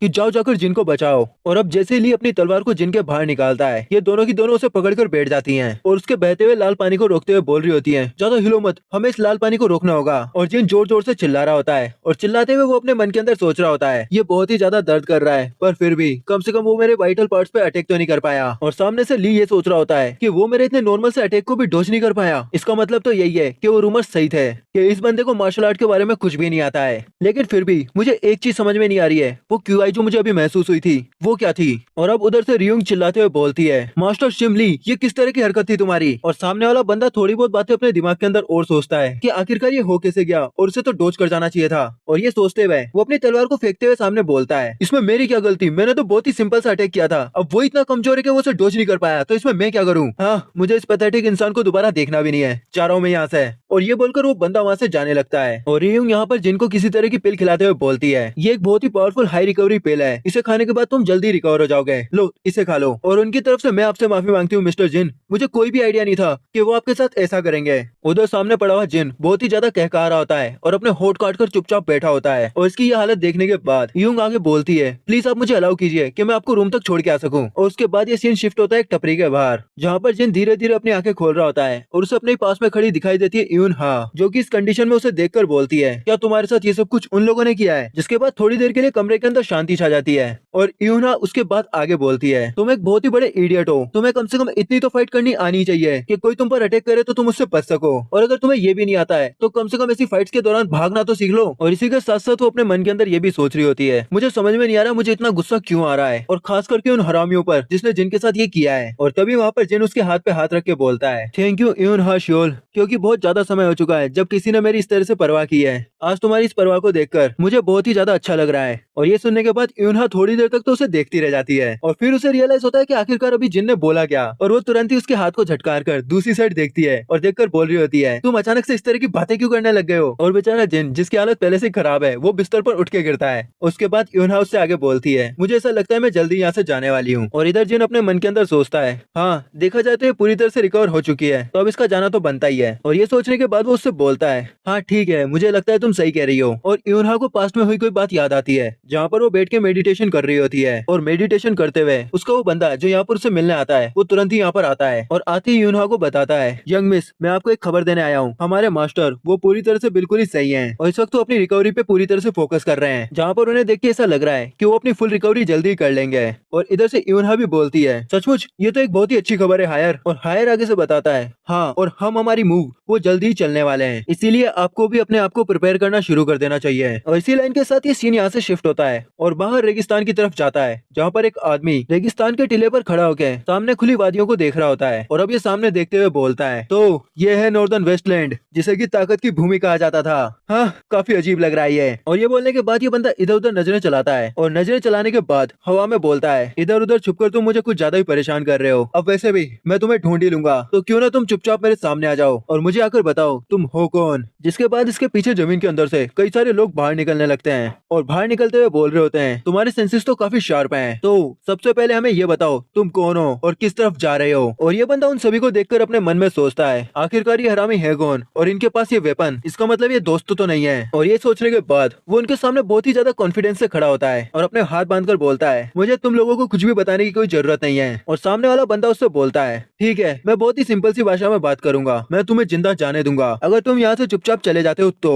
और सामने से ये बंदा भी धमकी देते हुए बोलता है, अच्छा तो क्यों ना मैं तुम लोगों से बहस करने के बाद ही यहाँ से जाऊँ। और वो टोपी वाला बंदा सामने से बोलता है, अरे मानना पड़ेगा, तुम तो बहुत ही बड़े बेवकूफ हो। और ये बोलने के बाद वो सभी के सभी बंदे इस तगड़े से पहलवान के ऊपर अटैक कर देते हैं और अटैक करते हुए बोल रहे होते हैं, हमें वो औरत चाहिए जो यहाँ पर छुप के आ गई है, चुपचाप हमें वो हैंड ओवर कर दो वरना तुम मारे जाने वाले हो। और इधर से ये बंदा भी बोल रहा होता है, मुझे ये तो नहीं पता कि तुम किस औरत की बात कर रहे हो या कौन सी घायल औरत यहाँ पर आ गई है, पर हाँ मैं मारा तो नहीं जाने वाला हूँ। और उसके बाद ये सभी के सभी एसेसियंस उस पहलवान के ऊपर अपने अस्त्रों शस्त्रों से अटैक कर देते हैं। जिसके बाद जिस जगह वो पहलवान खड़ा था वहाँ पर उठती है बहुत सारी धूल और जब वो धूल थोड़ी सी छटती है तो हमें वो पहलवान वहीं पर दिखाई देता है, जो कि बहुत ही ज्यादा गुस्से में होता है और उसी गुस्से के अंदर वो अपना आपा नहीं खोता है बल्कि इन सभी की जंजीरें हाथ से पकड़ लेता है और ये सभी के सभी लोग उससे अपनी जंजीरें खींच रहे होते हैं। पर उस पहलवान से चेनें खींचना लगभग नामुमकिन है और ऊपर से वो पहलवान किसी तरह की तो कोई पावर का यूज कर रहा होता है। इसी वजह से इन एसेसियंस का हेड इन सभी को ऑर्डर देता है, अपनी अपनी चेन्स को छोड़ दो और पीछे हटो। जिसके बाद उस पहलवान के अटैक की वजह से वहाँ पर होता है एक तगड़ा सा धमाका और ये सभी के सभी एसेसियंस ये सभी पीछे हट चुके होते हैं और उस तगड़े से अटैक के अंदर सिर्फ और सिर्फ धूल उड़ती है और कुछ भी नहीं। और अब इधर थोड़ा सा दूर हटने के बाद ये सभी के सभी एसेसियंस ये हल्के हल्के डरना शुरू हो जाते हैं और आपस में यही बातें कर रहे होते हैं कि जिस बंदे से हम अभी आकर उलझ गए हैं ये कोई आम बंदा नहीं है, अगर हमें इससे लड़ना है तो हमें कुछ तो एक्स्ट्रा ऑर्डिनरी करना होगा और इससे ज्यादा देर लड़ना ये तो बेवकूफी है। हमें हमारी ब्लड का यूज करके इसे एक ही हिट के अंदर डाउन करना होगा, नहीं तो ये हम सभी की लेनी देनी कर देगा। और वो बंदा जो इन सभी की लेनी देनी करने वाला है वो उस धुएं के अंदर से निकल के सीधा इनकी तरफ आ रहा होता है और ये सब लोग भी उसकी तरफ चार्ज करते हैं। जिसके बाद वो दोनों के दोनों गुट आपस में एकदम से टकरा जाते हैं और फिर से हमें दिखाया नहीं जाता है कि वहाँ पर एक्चुअल क्या हुआ, बल्कि वहाँ पर हमें दिखाई जाती है काफी सारी धूल और इसी धूल के अंदर उन एसेसियंस का हेड सिर्फ वो खड़ा होता है और अगले पैनल के अंदर वो गिर जाता है जमीन पे और इस पहलवान ने उन सभी बंदों का यहाँ पर कुत्ता भर दिया है। अब हालांकि इसके अंदर उसे भी कई सारे घाव झेलने पड़े और कुछ हथियार तो अभी तक उसके शरीर के अंदर घुसड़ुक हो रखे हैं, जिससे हम ये आइडिया लगा सकते हैं कि या तो ये पहलवान बहुत ही ज्यादा तगड़ा नहीं है या फिर वो एसेसियंस वो भी बहुत ज्यादा तगड़े थे। और इधर ये पहलवान अपने शरीर के अंदर से कुछ ब्लेड्स को निकालते हुए बोल रहा होता है, ये सभी के सभी मार्शल आर्टिस्ट ये बिल्कुल ही अलग लेवल की स्ट्रेंथ होल्ड करते थे, ये वाकई में बहुत ही ज्यादा तगड़े बनते थे और मैंने सोचा नहीं था ये हरामी इतने ज्यादा स्ट्रॉन्ग निकलेंगे। मुझे कम से कम एक को तो छोड़ देना चाहिए था ताकि मैं उससे पूछताछ कर सकूं। और इसके बाद यहाँ पर थोड़ी बहुत बकवास करके सीधा निकल जाता है नॉर्दर्न एरिया की तरफ, जहाँ पर सामने हमें दिखाई देता है नॉर्दर्न हेवनली सेक्ट और ये बंदा उसी साइड जा रहा है जहाँ पर अब हमारा कैमरा वापस से शिफ्ट होता है उसी सेक्ट के अंदर। और सबसे पहले हमें दिखाया जाता है जिन मुआन, जो कि इधर उधर टहल रहा होता है और वहीं सामने रियुंग भी घूम रही होती है। तो वो जिनको सामने देखकर बोलती है, अब आप अच्छा फील कर रहे हैं ना, मैं आप ही के पास आ रही थी आपको कुछ और मेडिसिन देने के लिए। और जिन अपनी चोट को पकड़ते हुए उससे बोल रहा होता है, ये कोई पहली बार नहीं है जब मैं इस तरह से इंजर्ड हो रहा हूँ, तो तुम्हें ज्यादा परवाह करने की जरूरत नहीं है। और सामने से वो लड़की फिर बोलती है, मुझे आप एक बार दोबारा से अपोलोजाइज करने दीजिए, जो भी मास्टर सिनली ने आपके साथ किया वो बिल्कुल भी सही नहीं था और उसके लिए मैं आपसे एक बार अच्छे से माफी मांगना चाहती हूँ। और इधर से जिन बोलता है, मैंने तुमसे कहा ना ये कोई पहली बार नहीं है जब मैं इस तरह से इंजर्ड हुआ हूँ, तो इसीलिए तुम अपने बंदों के पास जाओ और वहाँ जाकर अच्छे से एंजॉय करो, मुझे इन चीजों से कोई खास फर्क नहीं पड़ता है। और अब इन दोनों के बीच में थोड़ी बहुत बात और चलती है कि अच्छा हुआ जो आपने इस तरह से मेरे से बात करी, मुझे लगा नहीं था आप इतने ज्यादा काइंड होंगे, पर आप मुझ पर ट्रस्ट कर सकते हैं, मैं उन लोगों की तरह बिल्कुल भी नहीं हूँ और साथ ही में मैं अपने दादाजी की तरह भी क्रूअल नहीं हूँ, तो इसीलिए आपको अगर कुछ भी कभी भी चाहिए हो तो आप मुझसे दिल खोल के बोल सकते हैं। और इसी तरह से यहाँ पर और बातें चल रही होती हैं और रियुंग की बॉडीगार्ड वहाँ ऊंचाई पर बैठ के इन दोनों को देख रही होती है, जो कि इन दोनों को बहुत ही ज्यादा अजीब तरीके से देख रही होती है। और इसी के बाद सीन शिफ्ट होता है ली के ऊपर, जो कि कहीं से जा रहा होता है और उसे वहाँ पर रोकते हुए रियुंग बोल रही होती है, मास्टर सिम, मैंने आपसे कितनी बार कहा है आपको उस बंदे से बिल्कुल भी पंगा नहीं लेना है। और ली मुंह बनाकर बोलता है, अरे हाँ हाँ मैं समझ गया ना, मुझे लगा था कि वो डोज कर जाएगा पर नहीं करा उसने। वो बहुत ही ज्यादा पैथेटिक इंसान है। और वो लड़की सामने से गुस्से में उससे बोलती है, वो इंसान हमारे प्लान को कंप्लीट करने के लिए बहुत ही ज्यादा वैल्यू रखता है। नॉर्दर्न हेवनली सेक्ट का आखिरी डिसेंडेंट होने के नाते हम उसकी एग्जिस्टेंस का जितना ज्यादा हो सकता है उतना ज्यादा फायदा उठाने की कोशिश करेंगे। और आपको ये चीज अच्छे से ध्यान रखनी चाहिए कि इस तरह की गलतियां हमारे प्लान को एक बड़ा सा नुकसान दे सकती हैं। और इसी लाइन के साथ हमें ये चीज तो क्लियर कर दी जाती है कि ये बंदी भी उतनी अच्छी नहीं है जितना ये अच्छा खुद को दिखा रही है। और अब इसके बाद यहाँ से सीन शिफ्ट होता है और हमें दिखाई जाती है एक ऐसी जगह जहाँ पर तबाही मची पड़ी है और एक मुक्त होता हुआ बंदा अपनी मुक्ति से जस्ट पहले बोल रहा होता है, प्राइमोर्डियल चोज का डीमन। और हमें अगले पैनल के अंदर दिखाया जाता है मुकांग नाम के एक डीमन ने इस बंदे के अंदर से हाथ बाहर निकाल रखा होता है। और ये डीमन जैसा इंसान मुकांग ये उस बंदे को झटकते हुए सामने किसी से बोलता है, मैं इन बंदों से कुछ ज्यादा डिसअपॉइंट हूँ क्योंकि ये तो फाइट बैक कर भी नहीं पा रहे हैं। और तभी सामने से एक बंदा उसके आगे झुककर बोलता है, माय लॉर्ड, हमें उनके बारे में थोड़ी बहुत खबर मिली है। और ये लॉर्ड उससे बोलता है, अच्छा तो बताओ मुझे कहाँ पर है वो हिडन गोस्ट ट्रूप। और ये खबर इस डीमन कांग को बताता है हमारे टारगेट की लोकेशन हमें पहुंचाने के बाद वो सभी लोग एकदम से कहीं गायब हो गए और अब हमें उनके बारे में कुछ भी पता नहीं चल रहा है। और ये सुनने के बाद ये डीमन बोलता है, हिडन गोस्ट ट्रूप वो इतनी आसानी से पूरी तरह से गायब हो गई, आखिरकार ये कैसे हो सकता है। और वो बंदा आगे बोलता है, हाँ ऐसा ही हुआ है मालिक, और इसी के साथ साथ उन लोगों को जिसने पूरी तरह से खत्म किया है वो कोई बच्चा था। और जिस जगह पे उस पूरी के पूरे ट्रूप का खात्मा किया गया है वहीं पर वो लड़की भी छुपी हुई है। और इस सारी बात को सुनने के बाद हम यही कह सकते हैं कि इन सभी का टारगेट हमारी जिन की बंदी है। और जिन ट्रूप्स के खत्म होने की बात ये लोग कर रहे हैं वो वही ट्रूप होगा जिसे थोड़ी देर पहले उस बंदे ने खत्म किया था। और इधर से डीमन कांग अपने सभी बंदों को बोलता है, सभी के सभी तैयार हो जाओ, हम कुछ खरगोशों को हंट करने जा रहे हैं। और इसी के साथ हमें दिखाया जाता है अगली मॉर्निंग का सीन जहाँ पर नॉर्दर्न हेवनली सेक्ट के अंदर मूशांग खड़ा होता है। और वो बंदा जो पहले भी मूशांग से बात करने की कोशिश कर रहा था वो मूशांग को देखकर बोलता है, हाय मूशांग। और मूशांग उसे चुपचाप देख रहा होता है, जिसके बाद वो बंदा आगे बोलता है, तुम मुझसे बिना कोई बात करे वहाँ से चले गए, इसलिए मैं बहुत ज्यादा चिंता में आ गया था, मेरे पुराने दोस्त मूशांग। और मूशांग उसे गुस्से में रिप्लाई देता है, क्या कहा तुमने ओल्ड फ्रेंड, क्या तुम किसी ऐसे इंसान को भी अपना पुराना दोस्त कहते हो जिसकी औरत को तुमने चुराया हो। और हाँ फिलहाल तो तुम्हें शुक्र मनाना चाहिए कि तुम एलीट टाइगर्स के गार्ड हो, इसीलिए मैं अपने आप को कंट्रोल करके खड़ा हुआ हूँ, तो जाओ जाकर अपना काम करो और हाँ मुझे शक्ल मत दिखाना। और वो बंदा खांसते हुए आगे से बोलता है, ओह तो तुम उस बात से लेके अभी तक नाराज हो, वैसे मैंने तुम्हें उस बारे में पहले ही बता दिया था और अब हम कर भी क्या सकते हैं उस बारे में, क्योंकि आखिरकार वो इंसान वही थी जिसने मुझे चुना, अब अगर मैं चुन ही लिया है तो इसमें मैं क्या कर सकता हूँ। और ऐसी थोड़ी बहुत फालतू की बात वो बंदा और करता है जो सुनने के बाद मूशांग का दिमाग खराब हो जाता है और वो गुस्से में उस बंदे के ऊपर अटैक करते हुए बोलता है, अपना मुंह बंद रख साले।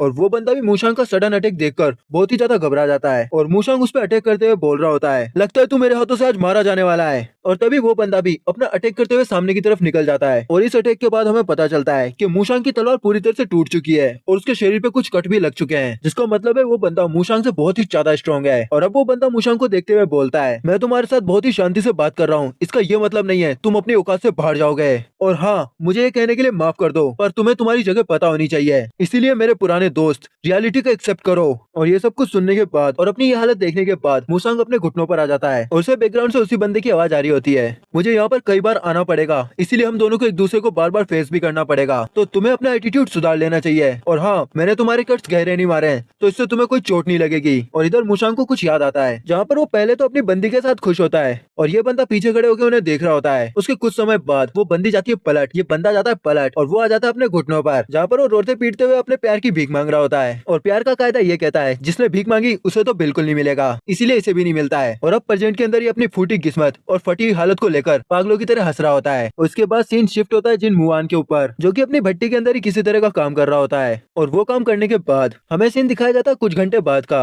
जहाँ पर जिन और यूनहा वो दोनों खाना खाने के लिए बैठे होते हैं। और जिन उस बंदी को एक हेयरपिन देते हुए बोलता है, मैं तुम्हें कुछ गिफ्ट देना चाहता था और मुझे समझ ही नहीं आया क्या दूं, इसीलिए मैंने तुम्हारे लिए ये बना दिया। और वो बंदी उसे लेते हुए बोलती है, एक गिफ्ट, और तुमने ये मेरे लिए बनाया है। और जिन उससे बोलता है, हाँ तुमने कहा था ना तुम जा रही हो, तो इसीलिए तुम्हें जाने से पहले सोचा एक गिफ्ट दे दूं। और यूनहा अपने मन के अंदर सोच रही होती है, एक गिफ्ट, मुझे आज एक गिफ्ट मिला है। और इसके बाद इन दोनों की थोड़ी बहुत और मटर मस्ती वाली बातें होती हैं, जैसे खाना कैसा बनाया, खाना कैसा नहीं बनाया, ऐसा क्यों बना दिया, वगैरह वगैरह। और सीन शिफ्ट होता है काली घनी अंधेरी रात के ऊपर, जहाँ पर यूनहा अपने कमरे के अंदर बैठी होती है और उसने अपने हाथ के अंदर पकड़ा होता है उसी गिफ्ट को, जिसे देखते हुए वो अपने मन के अंदर सोच रही होती है। तो ऐसा होता है प्रेजेंट, और ये होती है वो फीलिंग जो प्रेजेंट मिलने पे मिलती है। हाँ ये काफी प्रीटी है। और जब वो ये लाइन बोलती है तभी उसके साइड से उसका बॉडीगार्ड आ जाता है, जिसे देखकर वो पूछती है तुम इतनी जल्दबाजी में यहाँ पर क्यों आए हो और तुम्हारी तो सांस भी चढ़ रही है। जिस पर वो बंदा बोलता है यंग मिस, मैं बस आपको ये बताने आया हूँ कि हमारे मास्टर वो यहाँ पर जल्दी आने वाले हैं, लेकिन वो चीज जो आपने अभी भी छुपाई है वो क्या है। और यूनहा बोलती है नहीं नहीं, वो ऐसा कुछ भी नहीं है जिसके लिए तुम्हें ज्यादा टेंशन लेने की जरूरत हो। पर ये बंदा सिर्फ इतनी सी बात से सारी बात समझ जाता है और ये आगे यूनहा से बोलता है यंग मिस, आप हमारी इकलौती होप हैं, तो प्लीज इस बात को आप अपने दिमाग में रखिएगा और किसी भी तरह का इमोशनल अटैचमेंट किसी से भी मत बनाइएगा। और यूनहा भी बोलती है हाँ हाँ मुझे सब कुछ पता है, मैं ऐसा कुछ भी नहीं करूंगी। और आगे से वो बंदा बोलता है हमें आप पर ट्रस्ट है यंग मिस, और अपने मन के अंदर सोचता है यहाँ पर कुछ तो गड़बड़ है। और इसी के साथ सीन शिफ्ट होता है अगले दिन मॉर्निंग पे, जहाँ पर मूसांग पागलों की तरह दाब के ट्रेनिंग कर रहा होता है और अनशन ट्रेनिंग करते हुए वो पागलों की तरह अपने मुंह से लारे बहा रहा होता है और उसकी हालत बहुत ही ज्यादा खराब होती है। पर उस खराब हालत के अंदर वो सिर्फ इतना ही सोच रहा होता है कि आखिरकार मेरी बंदी ने मुझे छोड़ा तो छोड़ा क्यों,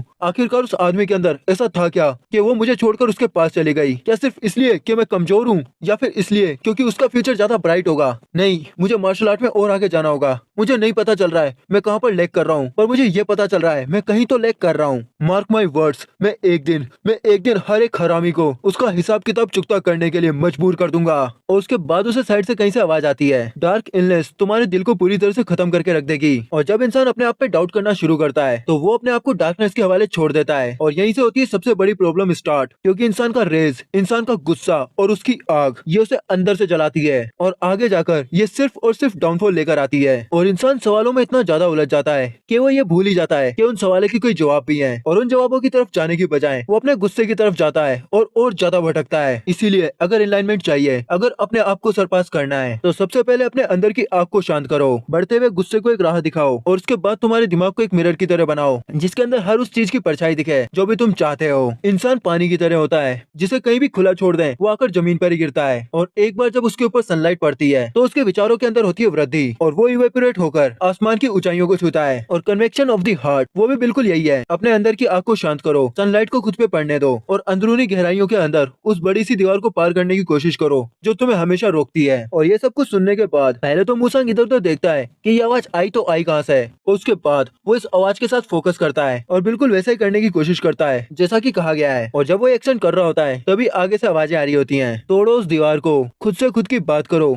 सूरज की किरणों को एक विचारधारा बनाओ और एनलाइनमेंट की तरफ अपना एक कदम बढ़ाओ। अब ये सब कुछ सुनने के बाद मूसांग कंटिन्यू अपनी सभी की सभी स्किल्स को परफॉर्म कर रहा होता है, और जैसे ही वो अपना फाइनल अटैक करता है तो हमें दिखाया जाता है कि सामने एक तगड़ा सा विस्फोट हुआ है, जो चीज देखकर मुआंग भी बहुत ज्यादा हैरान होता है कि आखिरकार ये किस तरह की क्यों आई है। और अब वो तुरंत ही इधर उधर देखने लगता है कि किसने उसे मदद करी है और कौन है वो इंसान जिसने उसे ये सब कुछ पाने में गाइड करा है। और उसे वहाँ पर दूर दूर तक कोई दिखाई नहीं देता है और हमें वहाँ पर ऊपर बैठा हुआ जिन दिखाई देता है, जो कि साला ये सब कुछ पढ़ने के बाद अपने मन में बोलता है हाँ आज के लिए बहुत ज्यादा पढ़ाई हो गई, अब मुझे चलना चाहिए। जिसका शायद ये मतलब हो सकता है कि यह हरामी यहाँ पर बैठ के पढ़ रहा था और मूसांग ने सिर्फ इसकी बातें सुन ली, जिस वजह से वो खुद को इम्प्रूव कर पाया। और अब इधर जिन मुआन चारों तरफ इधर उधर मंडरा रहा होता है, तभी इसे मेन डोर से कुछ तो खतरनाक महसूस होता है और ये अपने मन के अंदर सोचता है इतनी खतरनाक क्यों आई, ये किसकी है। और जैसे वो पलट के दूसरी साइड देखता है, दूर मेन गेट के ऊपर वही दरिंदा होता है जिसने थोड़ी देर पहले उस टीम को पूरी तरह से साफ किया है। और अब ये बंदा बहुत ही बेडस तरीके से सामने खड़ा होता है, जिसे देखकर जिन अपने मन के अंदर बोलता है इतना खतरनाक ओरा, आखिरकार ये इंसान कितना ज्यादा खतरनाक होगा, मुझे पूरा विश्वास है ये एक मार्शल आर्टिस्ट है। और वो बंदा सामने से कोई अटैक उटैक नहीं करता है, बल्कि वो तो शांति से इधर उधर देखते हुए चल रहा होता है और चारों तरफ नजर घुमाने के बाद ये भी वही बोलता है जो हर बंदा यहाँ पर आने के बाद सबसे पहले बोलता है, तो ये है नॉर्दर्न हेवनली सेक्ट। हाँ ये उससे तो ज्यादा इंप्रेसिव है जितना मैंने सोचा था। इसके बाद ये सामने खड़े हुए जिनको देख लेता है और थोड़ा सा मुंह बनाकर उस साइड देख रहा होता है, तभी से आवाज आती है हे ब्रदर, और वो आवाज होती है ली की, जो कि पीछे से इस साइड आ रहा होता है और आते आते बोलता है कैसे हो भाई तुम, और आखिरकार तुम यहाँ पर आ ही गए, तुम्हें पता है मैं तुम्हारा कितने समय से इंतजार कर रहा था। और उसके पीछे उसकी छुटकी सी बहन वो भी पागलों की तरह आगे भागते भागते बोल रही होती है बड़े भैया आप आ गए, जिससे हमें ये चीज पता चलती है कि ये इन्हीं का बड़ा भाई है। और अब वो सभी लोग इस पहलवान के पास जाकर बोल रहे होते हैं अरे ये क्या हुआ आपको, और आपके कपड़े इस तरह से फटे हुए क्यों हैं। और यूंग भी उससे पूछती है मास्टर डेम आपके साथ ये हुआ क्या वो सोवा बंदा जिसके साथ आप फाइट कर रहे थे आपके चैलेंज की वजह से उसने आपको ये सारी इंजरीज दी हैं। और इसी लाइन के साथ हमें ये चीज भी क्लियर हो जाती है कि ये पहलवान वही 18 साल का लड़का है जिसके बारे में अंकल मोंग बोल रहे थे कि उसने 100 जनों से फाइट करने का चैलेंज लिया है और अब उसके 100 बंदे वो कंप्लीट भी हो चुके हैं और बल्कि ज्यादा ही हो चुके हैं क्योंकि कुछ को तो इसने अभी अभी लपेटा है। और ये चीज जैसे ही मैं समझा जिन भी इसे समझ जाता है और तुरंत ही अपने मन के अंदर सोचता है यहाँ पर 100 मैन चैलेंज की बात हुई है, इसका मतलब ये वही है। पर वो ज्यादा दिमाग नहीं लगाता है और दूसरी तरफ चलना शुरू हो जाता है और इधर इन भाइयों के बीच में आपसी बातचीत शुरू होती है। हाँ, वो 100वां बंदा वाकई में बहुत ही ज्यादा खतरनाक था, पर ये कट ये मुझे उसने नहीं मारा है। और सामने से बंदे बोल रहे होते हैं हाँ हाँ हम आपकी पूरी की पूरा किस्सा सुनेंगे और ये सब कैसे हुआ ये भी जानेंगे, पर एक बार आप कमरे के अंदर चल के रेस्ट कर लीजिए, यहाँ पर खड़े खड़े हम कितनी देर बात कर लेंगे, वैसे भी आप बहुत ज्यादा थक गए होंगे। और अब वो जाते जाते आखिरी लाइन यही बोलते हैं हाँ हम बहुत ही ज्यादा क्यूरियस है ये चीज जानने के लिए कि ईस्टर्न स्काई के राइजिंग स्टार डेम सू च्योन उसके साथ इतना ज्यादा पंगा लेने की हिम्मत कौन कर सकता है। और ये वाली लाइन सुनने के बाद जिनको ये चीज क्लियर होती है कि इस बंदे का नाम डेम सू च्योन है और ये सीक्रेट पैसेज का 3rd सन है जिसकी एज 18 साल है। और अब ये डेमसू आगे जाते जाते सभी से बोल रहा होता है हा हा हा तुम्हें क्या लगता है वो इंसान जिसने मेरे साथ इतना तगड़ा पंगा लिया होगा मैंने उनका क्या किया होगा। हाँ छोड़ो भी, तुम्हें उनकी चिंता नहीं करनी चाहिए क्योंकि उनकी चिंता तो मैंने पहले ही कर ली है। वैसे ये लड़का कौन था जो अभी यहाँ से गया? और उसके बाद इसे जिन मुआन के बारे में बताया जाता है कि वो आखिरी डिसेंडेंट है और साइड से उसका भाई बोल रहा होता है अरे वो तो बहुत ही ज्यादा पैथेटिक है, तुम्हें उससे कोई बातचीत करने की जरूरत नहीं है और न उससे मतलब रखने की जरूरत है ब्रदर। और इसका ब्रदर उसे बहुत ही ज्यादा सीरियस नजरों से देख रहा होता है, लेकिन फिलहाल हमें बताया नहीं जाता है कि उसके मन में चल क्या रहा है। और इधर हम वापस से जाते हैं जिन मुआन के पास जिसके हाथों से पसीना आ चुका होता है और वो अपने मन के अंदर सोच रहा होता है तो ये बंदा है डेम सू चुआन, मैंने सोचा नहीं था मैं इस खतरनाक से बंदे से यहाँ पर मिलूंगा। हालांकि ये बात तो माननी पड़ेगी कि उसका ओरा वो कुछ ज्यादा ही नेक्स्ट लेवल का है। और तभी से सामने कोई दिखाई देता है जिसे देखकर ये अपनी जगह पर रुक जाता है और हमें दिखाया जाता है कि वो बंदा है journal of the tiger guard और वो इस वक्त यहाँ पर जिन मुआन को किसी तरह का मैसेज देने आया है, जिस बारे में सुनकर जिन उससे बोलता है मैसेज पर किस तरह का मैसेज। और ये बंदा आगे बोलता है तुम्हें हेवेचुअन प्लेस के अंदर डिनर के लिए इन्वाइट किया गया है। और जिन उससे बोलता है तो गेस्ट ओनर को इन्वाइट कर रहे हैं, हाँ ठीक है मैं एक्सेप्ट करता हूँ ये डिनर, मैं वहाँ पर पहुँच जाऊंगा। और ये बंदा आगे बोलता है डिनर इन्विटेशन को एक्सेप्ट करने के लिए आपका थैंक यू और हाँ उन्होंने कहा है कि आप अपने साथ अपनी कजन को भी ला सकते हैं। जिसके बाद ये सीन यहाँ से हो जाता है कट और हमें दिखाया जाता है वही पहलवान जो कि गर्म पानी के अंदर पड़ा पड़ा बोलता है जिन मुआन। उसकी क्यूआई बहुत ही ज्यादा डिफरेंट थी, बिल्कुल ऐसी जैसी मैंने किसी भी मार्शल आर्टिस्ट के अंदर कभी नहीं देखी। हाँ ये मेरा वहम भी हो सकता है पर फिर भी मुझे उसके अंदर कुछ तो अजीब दिखाई दिया है। फिजिकली और स्पिरिचुअली नॉर्दर्न हेवनली सेक्ट की स्ट्रेंथ और उसकी विल इन सभी को उस इंसान ने इनहेरिट किया है। और ये बोलते वक्त ये बंदा कुछ ज्यादा ही सीरियस होता है और अगर इस बंदे ने ये चीज बोली है इसका मतलब इसे थोड़ा थोड़ा हिंट तो मिल चुका है कि वो बंदा कोई आम बंदा नहीं है और नॉर्दर्न हेवनली सेक्ट की विल को इनहेरिट करना ये बहुत ही ज्यादा बड़ी बात है। और इस बंदे ने ये स्टेटमेंट दी है कि जिन मुजियान ने उसे इनहेरिट कर लिया है। और इसी लाइन के साथ ये सीन हो जाता है यहाँ से शिफ्ट और अगले दिन मॉर्निंग के अंदर हमें दिखाया जाता है जिन टहलते हुए और टहलते टहलते ये उसी पहलवान के पास से निकल रहा होता है और वो पहलवान इसे देखकर बोलता है ओह तो तुम फाइनली यहाँ पर आई गए, तुमसे मिलना बहुत ही ज्यादा हुनर की बात है, मेरा नाम है डेम सू च्योन। और जिन भी बोलता है तुमसे मिलकर भी अच्छा लगा, मेरा नाम है जिन मुआन। और अपने मन के अंदर जिन सोचता है आखिरकार ये बंदा यहाँ पर कर क्या रहा है। और वो बंदा तुरंत ही जिन के आगे झुक जाता है और झुककर उससे बोलता है मैं यहाँ पर आप ही का वेट कर रहा था ताकि मैं आपको थैंक्स बोल सकूं मुझे अपने घर के अंदर आने की परमिशन देने के लिए। और मैं बहुत समय से नॉर्दर्न हेवनली सेक्ट के अंदर आना चाहता था और जब मैं यहाँ पर आया तो आपने मुझे इतना सम्मानजनक तरीके से अंदर आने दिया, बस इसीलिए मैं आपसे थैंक्स कहना चाहता हूँ मास्टर जिन मुआन। जो सुनकर जिन थोड़ी देर तो हैरान होता है और उसके बाद आगे से बोलता है वैसे सच बताऊं तो यहाँ पर देखने लायक अब कुछ भी नहीं बचा है और मुझे पूरा विश्वास है तुम भी यहाँ पर आने के बाद बहुत ही ज्यादा डिसपॉइंट हुए होगे। और वो पहलवान आगे से बोलता है यहाँ पर आउटसाइड में क्या दिखाई दे रहा है उसका इंपॉर्टेंस मेरे लिए 0 है, मेरे लिए जो चीज सबसे ज्यादा इंपॉर्टेंट है वो है उस इंसान को अपनी आंखों से देखना जिसने नॉर्दर्न हेवनली सेक्ट की विल को इनहेरिट किया है। मास्टर जिन मैं आपसे मिलकर बहुत ही ज्यादा खुश हुआ हूँ। और बस इसी के बाद इन दोनों के बीच की बात हो जाती है यहाँ पे खत्म और हमें दिखाया जाता है डिनर का टाइम जहाँ पर जिन अपने साथ यूनहा को वहाँ पर लेके जा रहा होता है और यूनहा कुछ ज्यादा ही मर्दाना तरीके से चल रही होती है जिस पर जिन उसे बोलता है मैंने तुमसे कहा था ना मैं वहाँ पर ठीक रहूंगा, तुम इतनी ज्यादा टेंशन में क्यों हो? जिसके जवाब में वो बोलती है नहीं मुझे बहुत ज्यादा बुरी फीलिंग आ रही है इसीलिए मैं तुम्हें प्रोटेक्ट करूंगी। और उसके बाद वो साली लाल टपकाते हुए बोलती है और इसी के साथ साथ मेरे को अंदर से कुछ ज्यादा ही लजीज खाने की खुशबू आ रही है, चलो हम सारा का सारा खा जाते हैं। और इसी के बाद ये लोग 3-4 चक्कर काटते कूटते हैं उस जगह पर पहुंचते हैं जहाँ पर डिनर होने वाला है। और वहाँ पर डिनर टेबल के ऊपर ये चारों बंदे पहले से ही बैठे होते हैं और अंदर आते ही यूनहा सबसे पहले देखती है उस पहलवान को और उस पहलवान को देख के घबराते हुए अपने मन के अंदर बोलती है ये साला शेरों जैसा दिखने वाला इंसान कौन है। और वो शेरों जैसा दिखने वाला इंसान अपने मन के अंदर सोच रहा होता है तो ये लड़की मास्टर जिन मुआन की कजन है। हाँ पता नहीं ये सच भी है या नहीं क्योंकि इसकी क्यूआई वो बिल्कुल भी नॉर्मल नॉर्मल नहीं है, कहीं ऐसा तो नहीं ये उनकी बॉडीगार्ड है, क्योंकि जितना मैं इसे देखकर पहचान पा रहा हूँ ये कोई ऑर्डिनरी पर्सन तो बिल्कुल भी नहीं है। और वो दानव खड़ा होकर ग्रीट करते हुए बोल रहा होता है, वेलकम मास्टर जिन मुआन, मुझे सीरियसली बहुत ही ज्यादा अच्छा लगा जो आपने मेरी डिनर रिक्वेस्ट को इस तरह से एक्सेप्ट किया। और उसके बाद जिन भी आगे जाकर बैठ जाता है और हमें दिखाए जाते हैं तीनों बंदे एक एक बार, जहाँ पर सभी उसे थोड़ा बहुत हाई हेलो कर रहे होते हैं। और ये लास्ट वाला हरामी बोलता है, अगर सभी लोग यहाँ पर आ चुके हैं तो चलो काम की बात शुरू करते हैं। उसके बाद यहाँ पर बहुत ही सारी अटरम शटरम बातें होना शुरू होती है, जहाँ पर हमारा पहलवान और ये वाली लड़की ये दोनों के दोनों बस यही चीज बोल रहे होते हैं कि हम सभी लोग नॉर्दर्न हेवनली सेक्ट को दोबारा से रिवाइव करना चाहते हैं और इसके पीछे का मकसद है यंग मार्शल आर्टिस्ट को एक राह दिखाना। अब क्योंकि पुरानी जनरेशन नॉर्दर्न हेवनली सेक्ट को बिल्कुल भी पसंद नहीं करती थी, पर फिर भी नई वाली जनरेशन उसे बहुत ही ज्यादा पसंद करती है। और इसी के साथ साथ पूरी दुनिया के अंदर कोई भी ऐसा मार्शल आर्टिस्ट नहीं है जो नॉर्दर्न हेवनली सेक्ट की रिस्पेक्ट ना करता हो। और ऐसे ये लोग बड़ा चढ़ाकर बातें कर रहे होते हैं और थोड़ी बहुत मीठी मीठी पुतिंग भी चढ़ा रहे होते हैं, जिन चीजों को यूना तो बिल्कुल इग्नोर कर रही होती है और अनशन खाने को खाने में लगी होती है। और इधर से जिन इनसे पूछता है, मैं तुम्हारी बात को समझना चाहता हूँ पर मुझे ये बताओ तुम मुझसे चाहते क्या हो। और फिर ये लोग घुमा फिरा के अटरम शटरम बातें करना शुरू कर देते हैं और उस पूरी की पूरी बात के अंदर फाइनल बात ये निकलती है कि इन लोगों को जिन मुआन से एक रिटर्न के अंदर परमिशन चाहिए, क्योंकि वही आखिरी डिसेंडेंट है नॉर्दर्न हेवनली सेक्ट का।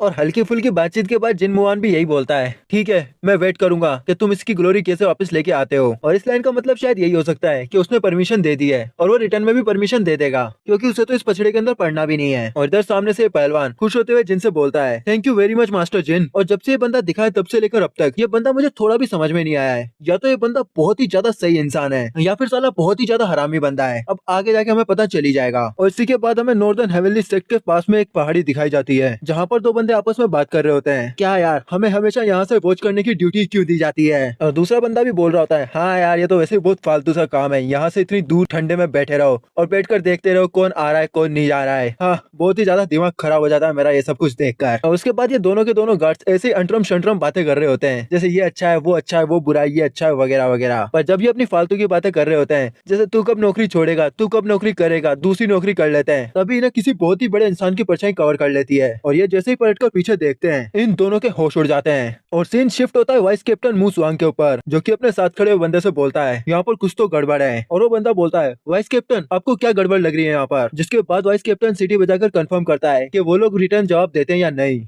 और जब इस वॉइस कैप्टन को आगे से कोई भी जवाब नहीं मिलता है तो इसे कुछ तो बुरा फील होता है। इसी वजह से तुरंत ही उस साइड तेजी से भागने लगता है और इसके साथ खड़ा हुआ बंदा वो बिल्कुल भी इससे मैचअप नहीं कर पाता है, तो वो इसे दूर जाते हुए देख रहा होता है और देखते देखते अपने मन के अंदर सोचता है, आखिरकार इन्हें हुआ क्या है, ये बहुत ही ज्यादा लाइट मूव कर रहे हैं। और अब हमें थोड़ी देर बाद का सीन दिखाया जाता है जब वाइस कैप्टन तो वहाँ पे पहले ही आ चुका है और वो बंदा जो पीछे धीरे धीरे आ रहा था वो हाँफते हुए ऊपर आता है और आकर बोलता है, वाइस कैप्टन आपको मेरा इंतजार करना चाहिए था। पर जैसे ही सामने का नजारा देखता है इसकी आंखें फटी की फटी रह जाती हैं, क्योंकि सामने कोई शव नहीं पड़े होते हैं बल्कि चिथड़े पड़े होते हैं। और इस कदर की तबाही देखकर मू स्वांग की हालत बहुत ही ज्यादा खराब हो जाती है और हमें इसकी आंखों के अंदर वो डर साफ साफ दिखाई देता है। लेकिन इससे पहले कि यहाँ पर आगे हमें बताया जाता कि क्या हो रहा है, सीन वापस से शिफ्ट होता है और हमें दिखाया जाता है डिनर टेबल का सीन, जहाँ पर सभी लोग आपस में किसी न किसी तरह की कोई ना कोई बातें कर रहे होते हैं। और इधर से यूनहा बोलती है, ये तो सभी के सभी इडियट्स हैं। जिस पर जिन उसे जवाब देता है, हाँ ये इडियट्स तो हैं पर फिर भी ये सभी के सभी बहुत ही डरावने इडियट्स हैं। और यूनहा आगे से बोलती है, हाँ तुम्हें लगता है ये डरावने होंगे,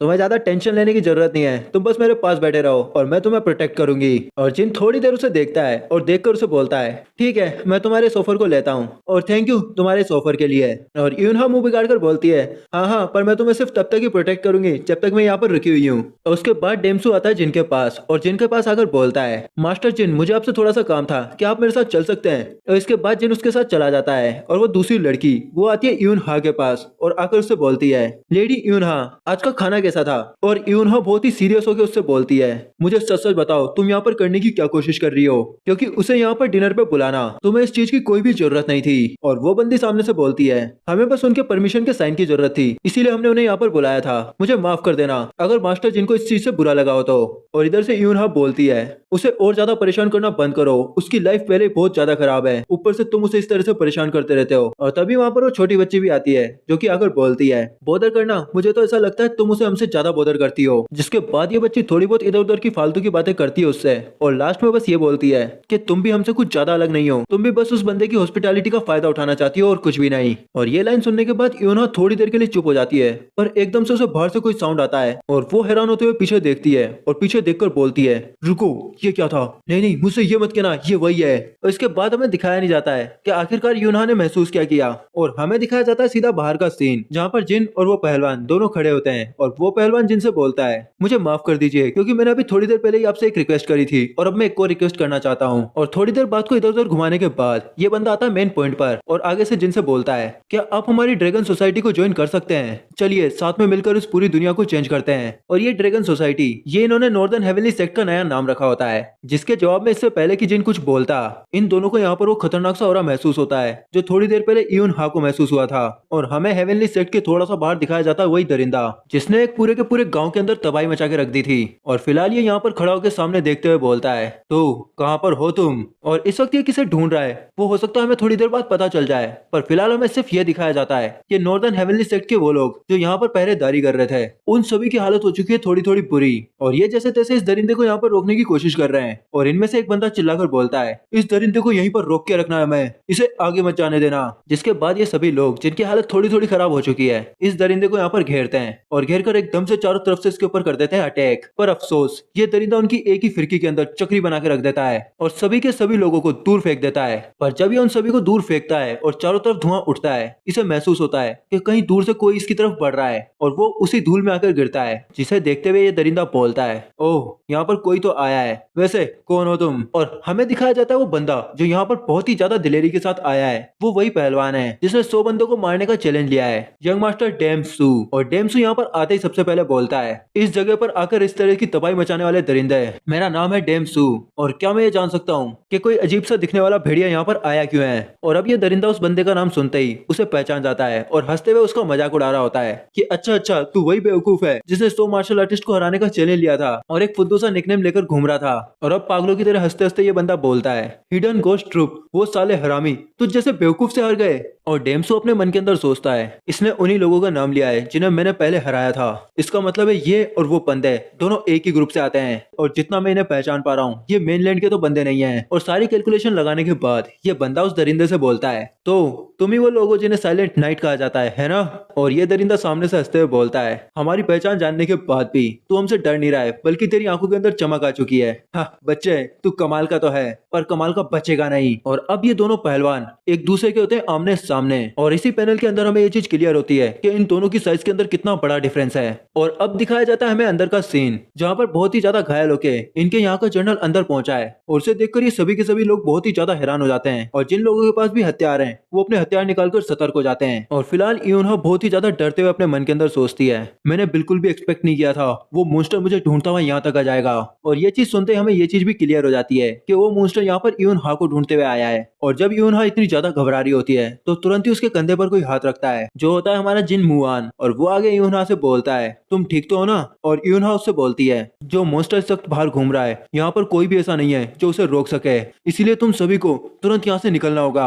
और जिन सामने देखते हुए बोलता है, मुझे लगता है यहाँ से भागने के लिए अब बहुत ही ज्यादा लेट हो चुका है। और हमें दिखाए जाते हैं सामने उसके बंदे जो कि यहाँ पर आ चुके हैं और अब इधर ये सभी के सभी लोग तैयार होते हैं ताकि इन सभी को रोक सकें। और तैयार होते हुए बोल रहे होते हैं, ये हरामी है कौन और ये यहाँ तक पहुंचे कैसे? बाहर खड़े हुए गार्ड्स ने इन्हें रोका नहीं क्या?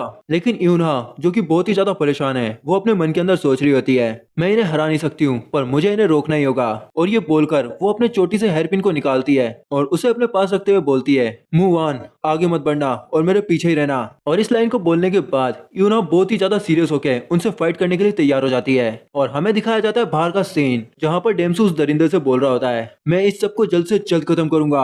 और ये बोलने के बाद वो एक ठंडी आंख छोड़ता है और गोली की स्पीड में अटैक कर देता है उस दरिंदे के ऊपर। और वो दरिंदा अपनी आंखें बजाते हुए अपने मन के अंदर सोचता है, ये तो लाइट एलिमेंट है, इसी वजह से मैं सामने साफ देख नहीं पा रहा हूँ। और इधर हमारा छोटा पहलवान उसके बिल्कुल पास पहुंचकर बोलता है, अगर तुम ही साइलेंट नाइट हो तो वो इंसान जिसका नाम है डेम्सू चियोन, उसके पास मौका है सबसे शानदार ग्लोरी पाने का। और ये बोलकर वो एक खतरनाक सा पंच जड़ देता है उस मॉन्स्टर के मुंह के ऊपर और डेम उसका मोमेंटम बढ़ाने के लिए एक और पंच मारता है उसकी छाती के ऊपर, जिससे वो साला और ज्यादा स्पीड में पीछे जाता है। और डेम यहाँ पर रुकता नहीं है बल्कि वो फुल स्पीड में में उस जगह चला जाता है जहाँ पर ये मॉन्स्टर गिरने वाला है और वहाँ जाकर एक और गुस्सा जड़ता है इसकी पीठ के ऊपर, जो कि कहने को तो एक मुक्का है और वो इसने दोनों हाथों से मारे हैं तो इसलिए दो मुक्के हुए हैं। और इसके बाद हमें दिखाया जाता है फ्लैश की स्पीड में चल रहे घुसेबाजी, जो सारी घुसेबाजी करी हमारे पहलवान ने इस तगड़े से मॉन्स्टर के ऊपर। और बहुत देर तक ये घुसेबाजी करने के बाद हमें दिखाया जाता है उस मॉन्स्टर का सीन, जिसका रोम रोम हमारे पहलवान ने पिंचर करके रख दिया है। और इस वक्त मुझे उसके शरीर में ऐसी एक भी हड्डी नहीं दिख रही है जिसे इसने तोड़ा ना हो, हाँ एक भी नहीं। और इधर ये पहलवान उस मॉन्स्टर की वो हालत करने के बाद सांसें भरते हुए बोलता है, हाँ मजा आ गया, मुझे ये दोबारा करना है। और ये बोलकर वो वहां से जाने लगता है, पर तभी उसे पीछे से किसी के खड़े होने की आवाज आती है। और सिर्फ इस आवाज को सुनने के बाद ही हमारे पहलवान के चेहरे से आने लगते हैं पसीने, क्योंकि वो दरिंदा जिसका रोम रोम इस पहलवान ने छेद दिया था, वो साला टूटे हुए अंजर पंजर लेके वापस से खड़ा हो चुका है। और कैसे खड़ा हुआ है मुझे नहीं पता